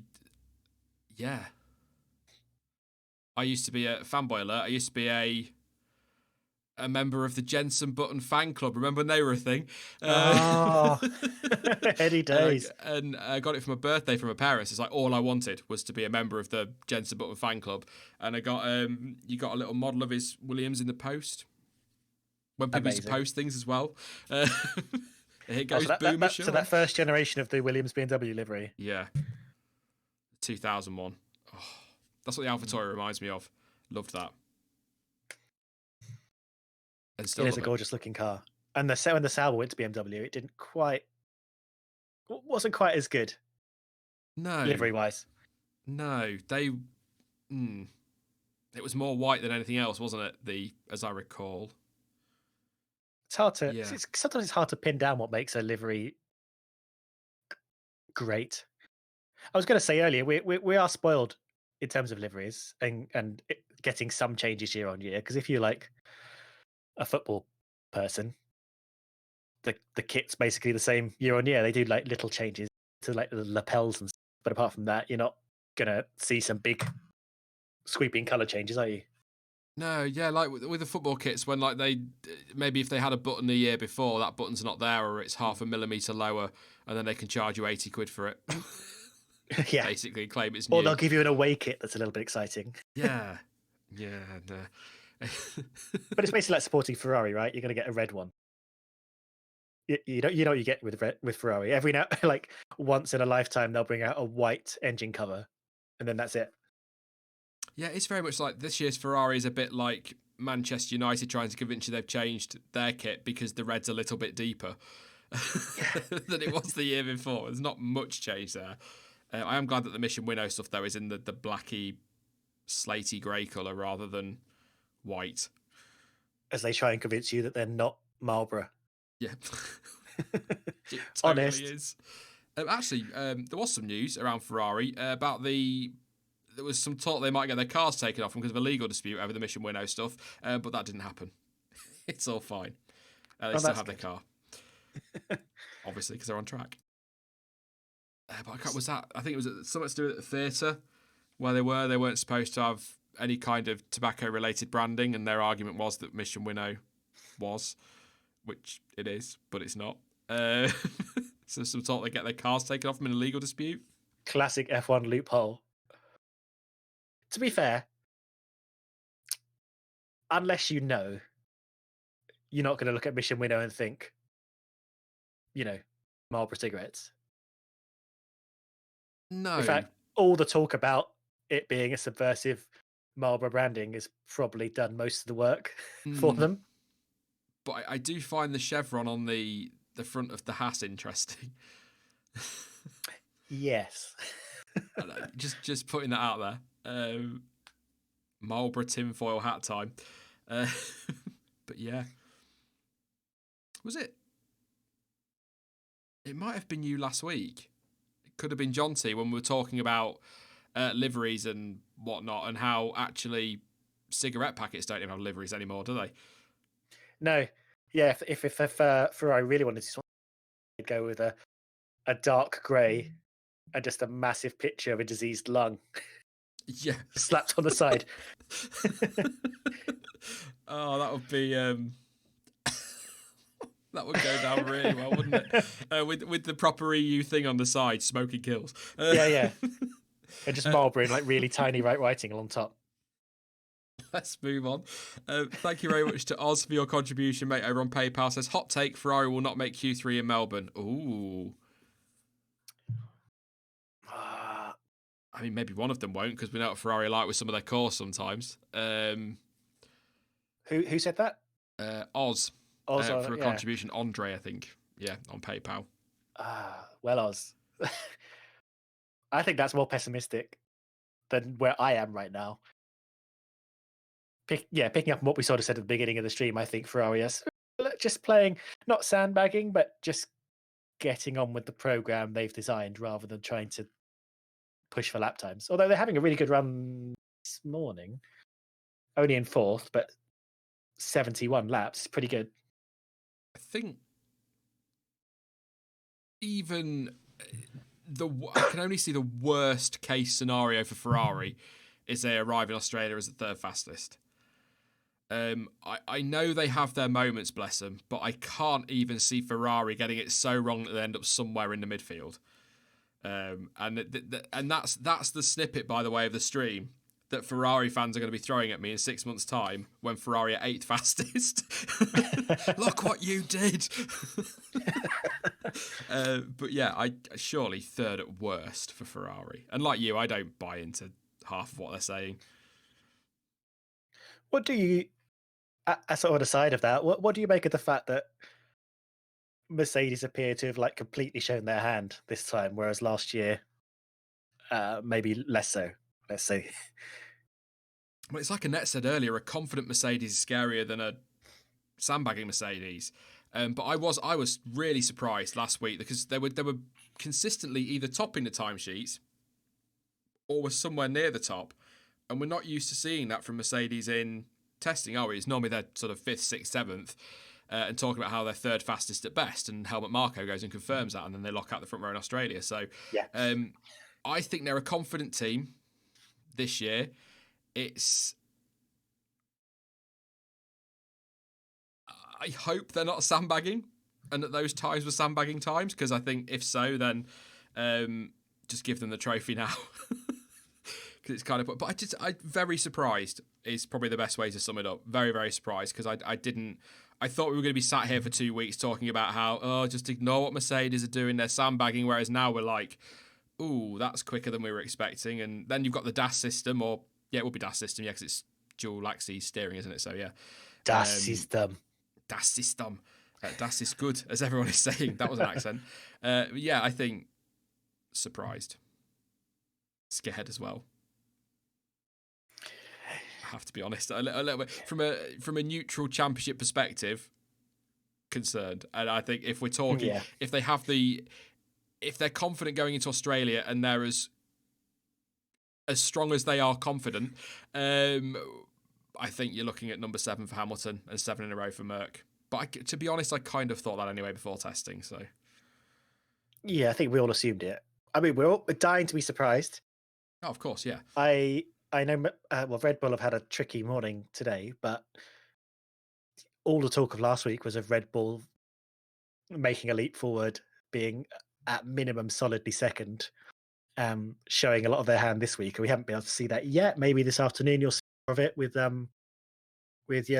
Dan's on this afternoon. Yes, Danny Boy. So maybe we'll start to see it from that point. Um, we just want to see them challenged, don't we? We don't want to necessarily go into this season thinking it's already done and dusted. Yeah, I say this a lot. I'm not really bothered who's champion at the end of the season, just as long as we get a good fight. You know, if Hamilton wins the next 10 world championships, it doesn't bother me so long as he doesn't do it by Mexico every year. Let's have a fight in Abu Dhabi every season and ebbing and flowing and championship lead changes and great racing. Because like last year, the championship was. The constructors was done by the end of Spain. I will stand by that. It was done. Yeah. 5 straight 1-2s. It was over. The drivers' championship was, Bottas was better, but it was as good as by mid-season, all done and dusted. But the racing from Austria onwards was fantastic. And even if that Agreed. championship was a boring fight, the racing was brilliant and saved the season in that respect. So that's what matters, I is think, the racing. How you get there. Yeah, I completely agree. And I think most fans know this, even though they sort of forget it between the races. There's that actually, if you know the actual races are going to be quite fun, then you don't really care as much about the championship. I know the championship fight adds an extra element to the sort of narrative. And I guess what it does add is your focus on on a rivalry, like going into a whole weekend. If Vettel took it to Hamilton the whole way through 2019, then we're going to be looking at those two every single race and seeing how it develops and what the race means in the greater context. But it was fun to see Hamilton, Bottas, Leclerc, Vettel to a certain extent, and Max Verstappen all being able to fight for wins at different races throughout the season, which is what I'm assuming we'll get again here, and hopefully more. I feel like as well, when it comes to F1, the negativity, it's remembering that snapshot on Twitter, for example, is not representative of the majority of F1 fans. Because it's very easy to feel like the season's been boring because everybody on Twitter is saying it's been boring, but actually that's a very small portion of fans. And when you go to, all right, there's still people in the comment sections to videos, but if I go to my comment sections, there's a lot more people saying, well, how can anybody say that race was boring? It was great. And, the chat as well. And when you read what experts are saying and read people's blogs and things, actually, people are very positive about F1. So even last year, when people were saying it was boring, there were a lot of people saying, well, actually, no, this season hasn't been boring. Yes, the championship was wrapped up, but Germany was insane. Austria was incredible. Silverstone, as what feels like ever, was a really strong race. Even Hungary, which is usually terrible, was incredible because you just had Lewis Hamilton and Max Verstappen finally going toe-to-toe at the front, flat out start to finish. Without those second stops, would have lapped up to and including third place. Yeah. I mean, it sounds boring, but that's amazing. And then Singapore, yeah, it was strategy and slow driving, but you still had the drama and excitement there. And I'm with Annette as well. F1's never boring to me. I mean, France last year tested me as an F1 fan, big time. But I'm pretty sure I had some, without getting into it, I had some other stuff going on as well, mentally. I was having one of those weeks. So that on top of the one thing that I really look forward to that's supposed to pull me out of that every week, that was terrible, made that 10 times worse. I'm pretty sure if I went back and watch France now, it would be bad, but it wouldn't be as bad as I thought it was, or keep saying it was. But yeah. We definitely need to prep for France this year. Be it like a one-off bingo gamey thing, or just we need to gamify France so we can watch it, and we can watch it with other things hanging on to it. And and then sit there at the end of the race going, oh my God, I forgot about the bingo because the race was so good. Yes, exactly. I think we need to sort of gamify France and do it, or make it some kind of weird watch along. something to kind of zhuzh it up a bit. Hey, well, you can watch 20. Hang on, I can't add up. 48 hours of testing. you could definitely race along with France and make it exciting. That's Or true. it could be really great. Maybe it'll rain. In the south of France? Yeah. Maybe. I mean, yeah. It rained You're in Abu Dhabi the other year, didn't it? Briefly. very briefly. Yes, that was weird. Um, you're when you were talking about Hungary last year and about Hamilton and Verstappen finally going toe to toe on track, it did remind me of this. I feel like it's last decade or so. It's sort of been sort of this weird thing about Formula. I kind of think of it like the movie The Fifth Element. Hmm. Bear with me on this. uh, this is like mild spoiler, but it's quite an old film. But Fifth Element.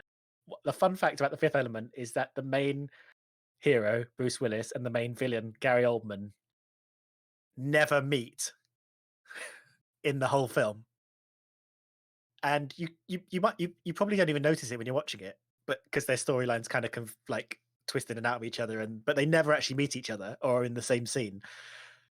And often in Formula One, you have these like championship battles going. Do you remember championship battles? It used to be a thing we used to do, where the main rivals would sort of like there'd be a Mercedes good day and then there'd be like a Ferrari good day where Vettel will win, but we rarely get this kind of consistent.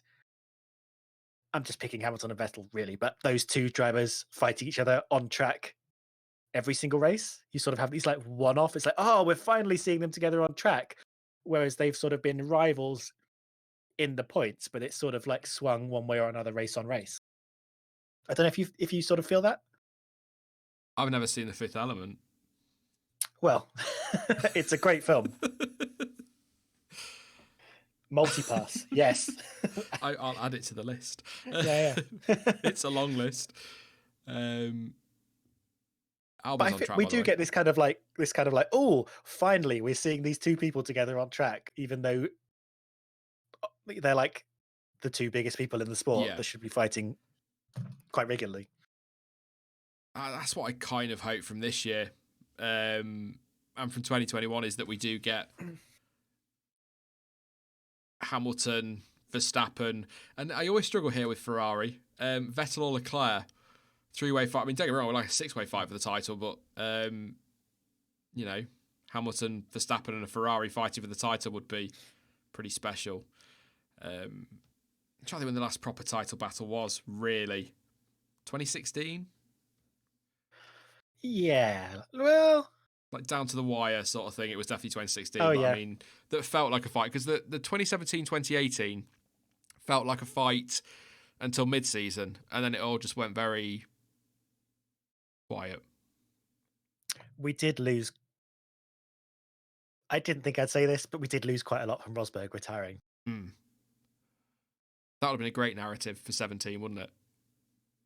Will Yeah, Lewis Hamilton the take that fight title back. back? Can Rosberg keep him back in the pressure this year? Yeah. I mean, I think it's fair to say Hamilton is the better driver than Rosberg overall. Yeah. But how many titles would Hamilton have if Rosberg had been here the last 3 years? Would Rosberg have been able to take another one, maybe two away? Yeah, because it was a big ask for Bottas to come in 17, wasn't it, and challenge. 18, he had his bad luck at the start of the season and then was a bit pants in the second half of the year, whether people like it or not.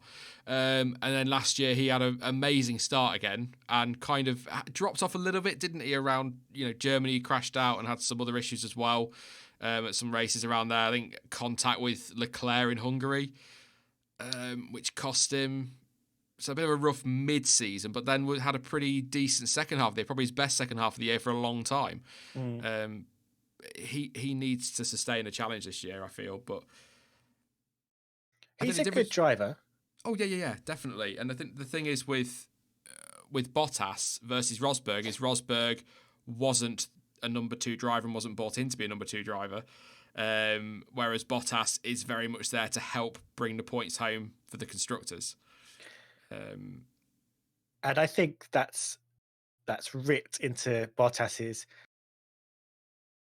attitude and body language, and I mean, he made me thinking it. He made me thinking. He may enter every season. Yeah, I'm going to go for the. But with Rosberg, it was like he had the right to win the championship, to win the race, to have the full backing in Mercedes. Yeah.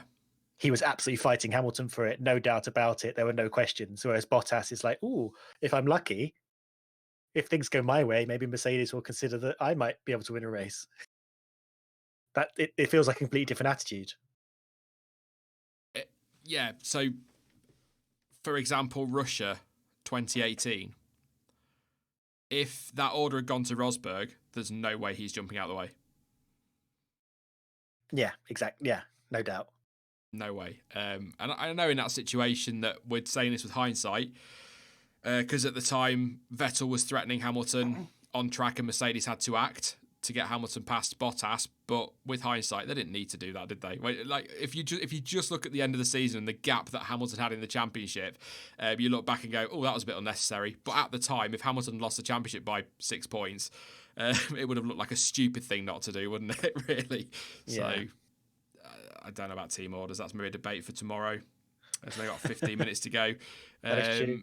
Alex Albon second on timing and 20 laps in now. 1:17.5. 6/10 Southern Kubica, but that's on the C2. Yeah. Yes. C1, I think. It hasn't got the little dangly bits on it. I've got C2 listed. I'll wait until it might. I haven't seen him on track yet. I'm looking at the. Okay. So, okay. I think I'm reading my tire indicator on the app a bit wrong, because sometimes the tire's got 2 little nodules coming off it, and I assume that was the difference between compounds, but maybe that means new tire and old tire. I don't know. In race timing, that's if they have the little lines on them, that's used, I think. Okay.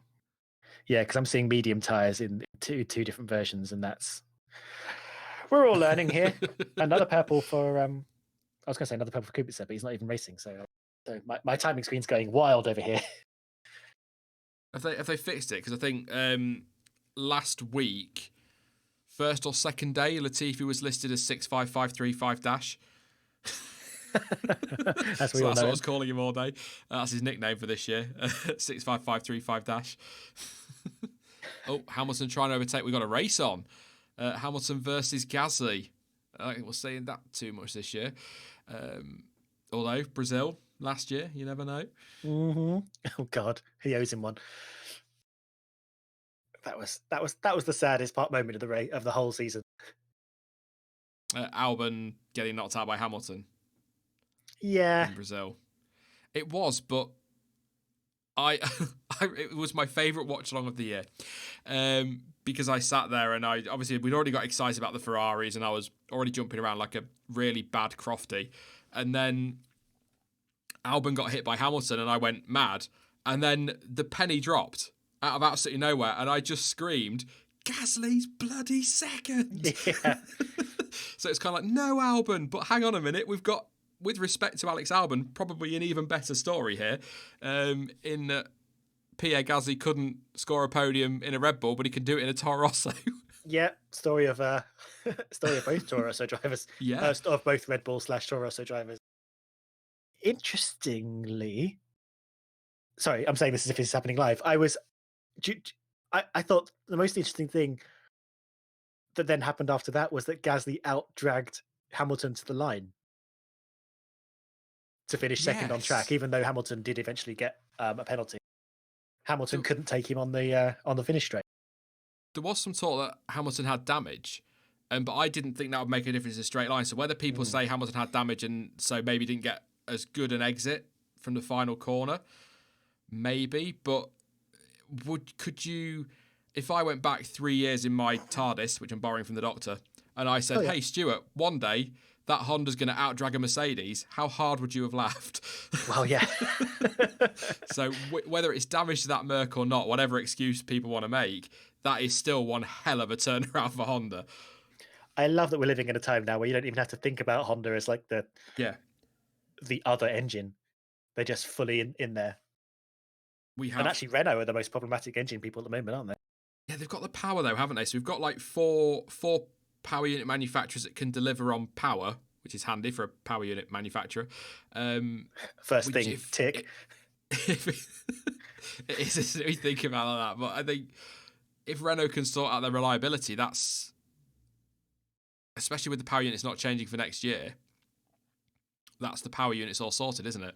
We know. So then it's Yeah. all down to aero and who's going to build the best car. And I hope Do you Renault think sorted it. Do you think it's possible, before we even discuss whether we need any more people, but for new engine manufacturers to come in and be competitive, or do you think everybody kind of has to go through a Honda phase now that we're actually in quite a complicated era of power units? I think it'd be easier now because they don't have that stupid token system, which Yeah, crippled Honda early on, didn't it? true. So I think it'd be easier now, but I'd be surprised if any manufacturer could just waltz in and build a perfect power unit with lots of power, nice and reliable. I think they'd have maybe a sticky first season or two, but I think they can develop the power unit more than they could have done when Honda first came, and I think that will help them big time. Toyota maybe, because they have a lot Yeah. of experience in WEC, because they're basically the only hybrid manufacturer in WEC, aren't they? Of the top end. If they brought some of their people across. I guess talking point to round the stream off then is maybe not so much could somebody build a decent power unit, but who's going to want to come to Formula One now? Because everyone's turned to Formula E, haven't they? And, electric road tech and all that, even though I still think at the moment hybrid is the way we're going to be going for a while. Who is there that might...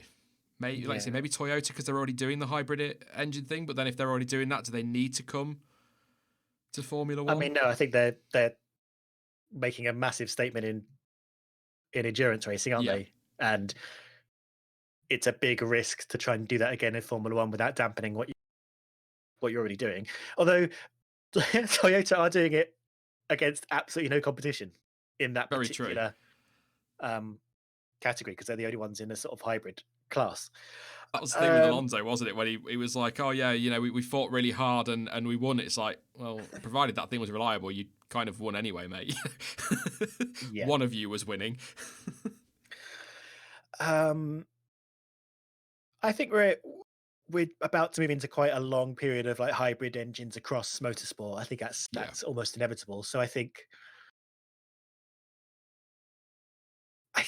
if 2021, 2022 proves that you can enter Formula One, be competitive, and not be at the mercy of like the established rich teams, if a Porsche, if a Toyota or an Audi thinks, oh, they can move in, they don't have to spend $1 billion and can mix it up with the rest of them, then maybe. But again, they're all running. They seem quite happy running their own things elsewhere. Maybe we're going to see these kind of half a toe in, the way like Aston Martin or Alfa Romeo kind of do it, where you sort of you partner with somebody and then you kind of see if you want to be a full works team. Yeah, test the waters and see if things like the cost cap, for example, are going to work, and then make a decision. Yeah.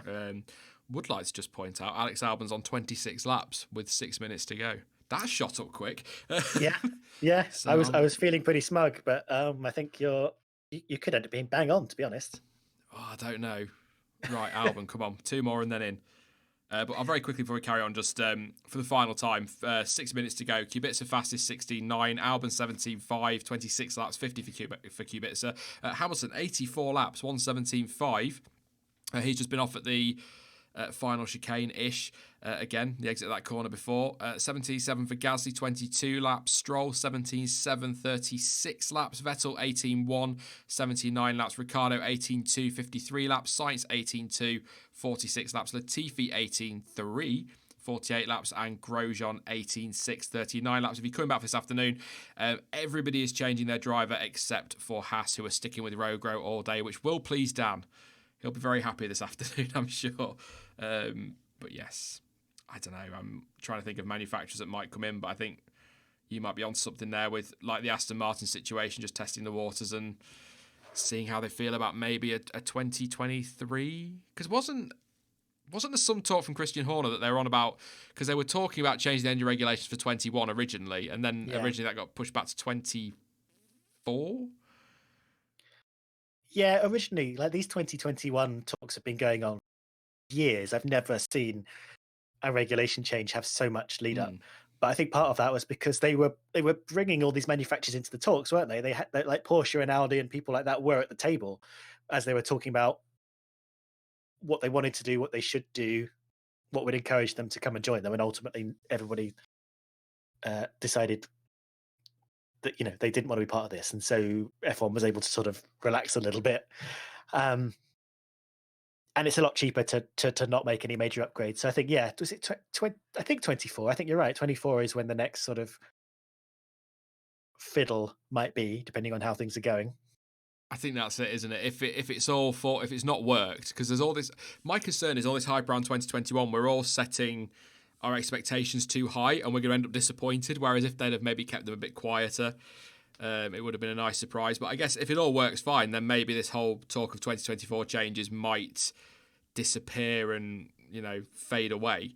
But if 2021 ends up being a bit and it never, because I think 21's the wrong year to focus on, because I still think the top three are going to bog off and win it comfortably. It's sort of 23, 24 when everything starts to converge and the cost cap kicks in. I think that's when we're going to see the big change in perhaps running order and the field closing up. So maybe if things by the sort of beginning of 24 aren't looking good, maybe they'll think about changes. But I think this decade is going to be a really, really interesting one. Yeah. I think Formula One is trying to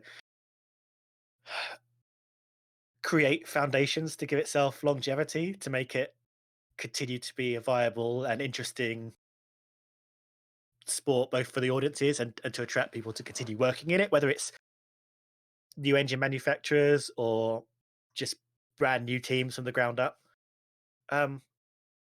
Which, on that note, like, would you prefer to see new manufacturers, like, everyone talks about Porsche and Audi, I guess, maybe because of their endurance, but come in and start the Audi team, or would you prefer sort of more of a Honda approach where they're like, they have a works team, but it's, I don't know, AlphaTauri Porsche, AlphaTauri being the works Porsche team, but not under the Porsche name? I'd rather have new teams, because then they can add to the grid number. If you end up like, obviously, Aston Martin, Red Bull, if you end up with Porsche, AlphaTauri, and Audi, Renault, or whatever, it's all right, because you're getting the manufacturers in, you're getting the name in, but I'd much rather see two more teams come in, Audi and Porsche, and sort of build from the ground up, full manufacturers. I just want more cars on the grid. But I think for me, and I sort of agree with what Ross Brawn said, we're going back probably nearly a year now, when he was talking about new teams and how actually F1, I think essentially what he was saying was they wouldn't turn new teams away, but they would prefer new teams. They prefer not to accept new teams until the rules were right. And it'd be pretty cool if they could get the 2021 regs right and we end up with a much closer field, and then they start accepting. I think 2023, if we talk about dates, was another year that was mentioned. I might be getting the two mixed up, but it'd be kind of, I want more cars, but I also want them to get the rules right first, is kind of what I'm saying. I think that's the most important thing immediately for F1. And what we don't want, as Gasly just sneaks into P2 there above Albon, we don't want a 2010 situation where there was an incredibly contrived way of getting more teams on the grid that was catastrophically bad. When all three of the new teams collapsed within a few years. C4 for Gasly, by the way, a compound harder than Kubica. We're close to the checkered flag. Albon, 28 laps. Yep. Yeah, I see that. Just saying. I'm saying it again as well. I'm going to moan. F1 ending their feed early as well on Sky. And I know it's only 30 seconds or whatever, we're down to 10 seconds, but it's not the point. Yeah, I don't get the point of that at all. especially if you've got cars on track that could be setting their final laps. It's kind of one of those things where it's like, it's only 30 seconds, so it doesn't matter. But also, it's only 30 seconds, so what does it matter if you stay on air for 30 seconds longer? Albon completed his laps, that takes him to 29, but I'm still having the win. Yeah. It's as simple as that one. But I think we're going to leave it there for the morning, Stuart. Just, again, quickly, Kubica fastest, 16.9. Gasly, 17.5. Kubica's last morning in testing this year. Albon third, Hamilton fourth, Stroll fifth on a 17.7, 43 laps for him, 89 for Hamilton, 29 for Albon, Vettel 18.1, 84 laps, Ricciardo 18.2, 53, Sainz 18.2, 46, Latifi 18.3, 48 laps, and Grosjean 118.6 on 42 laps. But yes, we'll call it a day there, Stuart. Thank you very much for your company. I do love a good waffle, and I think you're back in the morning, aren't you? So yes, we can carry on our waffles. Thank you for having me. I hope the audience was suitably entertained by the nonsense we went through today. I think we've covered everything, haven't we? Bash Nissan Micras, talked about coronavirus, and I think we might have even had a conversation about some on-track action, and of course, Steve and his leaf blower. Yes, I hope he's back for the afternoon, so you and Dan have something to talk about. Definitely. But yeah, thank you very much, mate, and I will, if I don't talk to you before, I'll talk to you tomorrow morning. I'll see you there. All right. Cheers. Have a good lunch. Lovely. There we go. I was just going to make sure I'm muted. Thank you very much to Stuart. Thank you to you guys as well for tuning in. I'm just going to disappear as I always do at the end of these. I'll be back at 1:30-ish. I just want to check the PC's okay after all those stream dropouts earlier. But yes, please do drop a like before you disappear. That would be massively appreciated. And again, if I don't talk to you guys before, I will catch you in about an hour and a half. I'll talk to you soon.